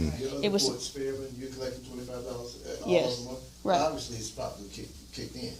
Right. So all of the funds that come from, and when I brought this to council, the mayor and council, it was approved as a court technology fund. Now, over the course of time, it became renamed as a police technology fund. And that money has been going, and they were our department head, so they had control. So that money became going into a fund for police technology. Now, one of the things, it's supposed to be a bucket. It's supposed to roll over. It's not supposed to zero out like everything else. It is supposed to be a bucket. And the truth is, in the other jurisdictions that I'm in, we have such a cooperative relationship that police just come to me and say, we need e-ticket systems. Anything that is technology, for instance, early on, the tech fund paid for all the cameras in the city because they came to me and they said, can we justify that? They're directly connected to court. And anything technology that we can connect to court. So in other jurisdictions, it was never a problem. And there's no problem for me and Chief Rogers, but this ball has rolled so far out, it's finance didn't understand it. Nobody really understood how it was supposed to operate. Now, I was screaming from the bleachers for 12 years. But I was a contract. I didn't have a voice, and so the police didn't want to hear that because they're using that. I mean, in Fairburn, they were buying cars and all kind of stuff that didn't have anything to do with technology. Now, in fairness, she has been talking to me about this over the years. I've been watching 12 over the years. I've been sitting in the meetings. I've spoken to the other council members about it, in some fairness, and trying to get some equity, and it did not go anywhere. But even before county, it's the clerks that she lost, the judge lost. You got to understand something. When we would come into the police department when they were merged, this is pre-county, so hey, we got to make some cuts. Police department, city managers here, we're making some cuts. You know what all the cuts would come out of? Of course. Chief Williford eliminated every position in court except for one. Wow. And we'll take our 5% out of That's exactly out of you. And the poor judge would be there like, hey, my staff is gone. I was duct taping the clerk to her chair to keep. Wow. Wow. It's some unfair history. Wow. And I don't have any, I'm not trying to start anything. I'm not trying to talk about it. All I'm saying is those are the facts. And so we're trying to sort it out. And if the decision is made to leave it like it is, I'm really done talking about it, right? Like if that's what we're doing and the $25 is going into the police technology Rhonda's working on it. Not yes, that she is. Separate. Rhonda's working on it. Oh, no Basically question. Making sure that pot of money goes Yes, she into is. an Yes, she account that a reserve. Right. At the end of each So year. that's what we need. I'm familiar with technology fees, and But very, it's a general yeah. fund, but Yeah. you But would it would go into reserve each year. We would for collect. specifically for that. Yeah, and what you don't use, that portion of it will roll into the reserve. I would have a line item for that. So yes. And there's, and I don't have any concern that Chief Rogers and I could not cooperatively manage the fund. I don't, because of the relationship that we have. And like I said, in other jurisdictions, it's just not a big deal. They just say what they need. The court will never spend the amount of money it raises. And it can be used in accordance with that House bill for anything in the city. That's why we could do the cameras, that we can in any way justify it comes back to court. The court. Citing tickets, crime, all of that. We paid for e-ticket systems. We've paid for the field tough books that the officers want. So we've been able to, everybody wins. It's just that the legislation says that the chief judge has to approve it because I'm responsible for it. And that's been my stress, right? I mean, that's my stress, that if we ever got it audited. Now, see, I could hide behind the chief up to now because I was a contractor. I didn't have any control. But my nervousness now is I can't do that anymore, right? So now I'm the one that if there were any questions asked, they're going to ask me. And Dr. Daniel, that's why I wanted the history in terms of her, why she's asking for all these clerks. Okay. Over the years, they have been cherry-picked away to cut the budget. So it's been a matter of fact. Okay. I just want y'all to know the history. So I just want to make sure under computer hardware, if that's for I-Court. It's I-Court. Yeah, that's fine. But any kind of PCs or tablets that you purchase has to come through our cities that way because it plugs into it. Yeah, no problem. And I need some tablets. Okay. One of the things I needed, we don't need that now, but I am going to need a few tablets. Okay, we can talk about it. Okay, yeah, because when the citizens show up, and don't have technology, we'd like to be able to log in. Ms. Floyd Bradley, the public defender services are listed at $50,000. I think we. Yeah, 70. that's why I added the 20. I have a $20,000 addition here. Yeah, because I went to 70. Yes, yeah. by contract. Yeah. And if it's the council's will to move the public defense's budget into the police, we can, but it's still a general fund function. Yeah, then that's fine. Yeah, Because see, then that really finances everything. I mean, now you're looking at, what is it, like 40 grand that I would be asking for to finish everything? How much would it be? It's still the same. I told you, it doesn't change anything. Oh, but it doesn't, so But, because it's still in the general fund. right, so the $70,000 would still be reflected in my cost? That's all I was saying. Right. It is. I get it. It is $70,000 out of expenses, and like it's just. So it doesn't increase my, it doesn't help me, but it Yes, does at it least. doesn't help you, But it but- does technically, I feel like, It make us reduces more, your budget. and it makes us more compliant. If it makes us more Right. compliant, let's do it. Yeah. But it doesn't give you more money. Okay, fine. I've been wearing her out. Are you sure? I've been like a Rubik's Cube. Okay, but if we do this, can I? So you asked me, I'm sorry. I was gonna say, any other questions for Deputy? Well, you asked me what I could do without, and if I could get one deputy clerk, I think we'd be okay. And I just wanted to set the foundation, so if I come back again, you know it's out there, that we may need to come back to it. And that would be half of the 129. Why don't we just Like go with 65,000. one deputy clerk and then just leave everything with what you asked for? Okay. That's my recommendation. All right, Judge, you get what you wanted. You asked about it. You said, come on back. Let's I really appreciate it. flagpole. All right, I see you got a smile on your face. I do.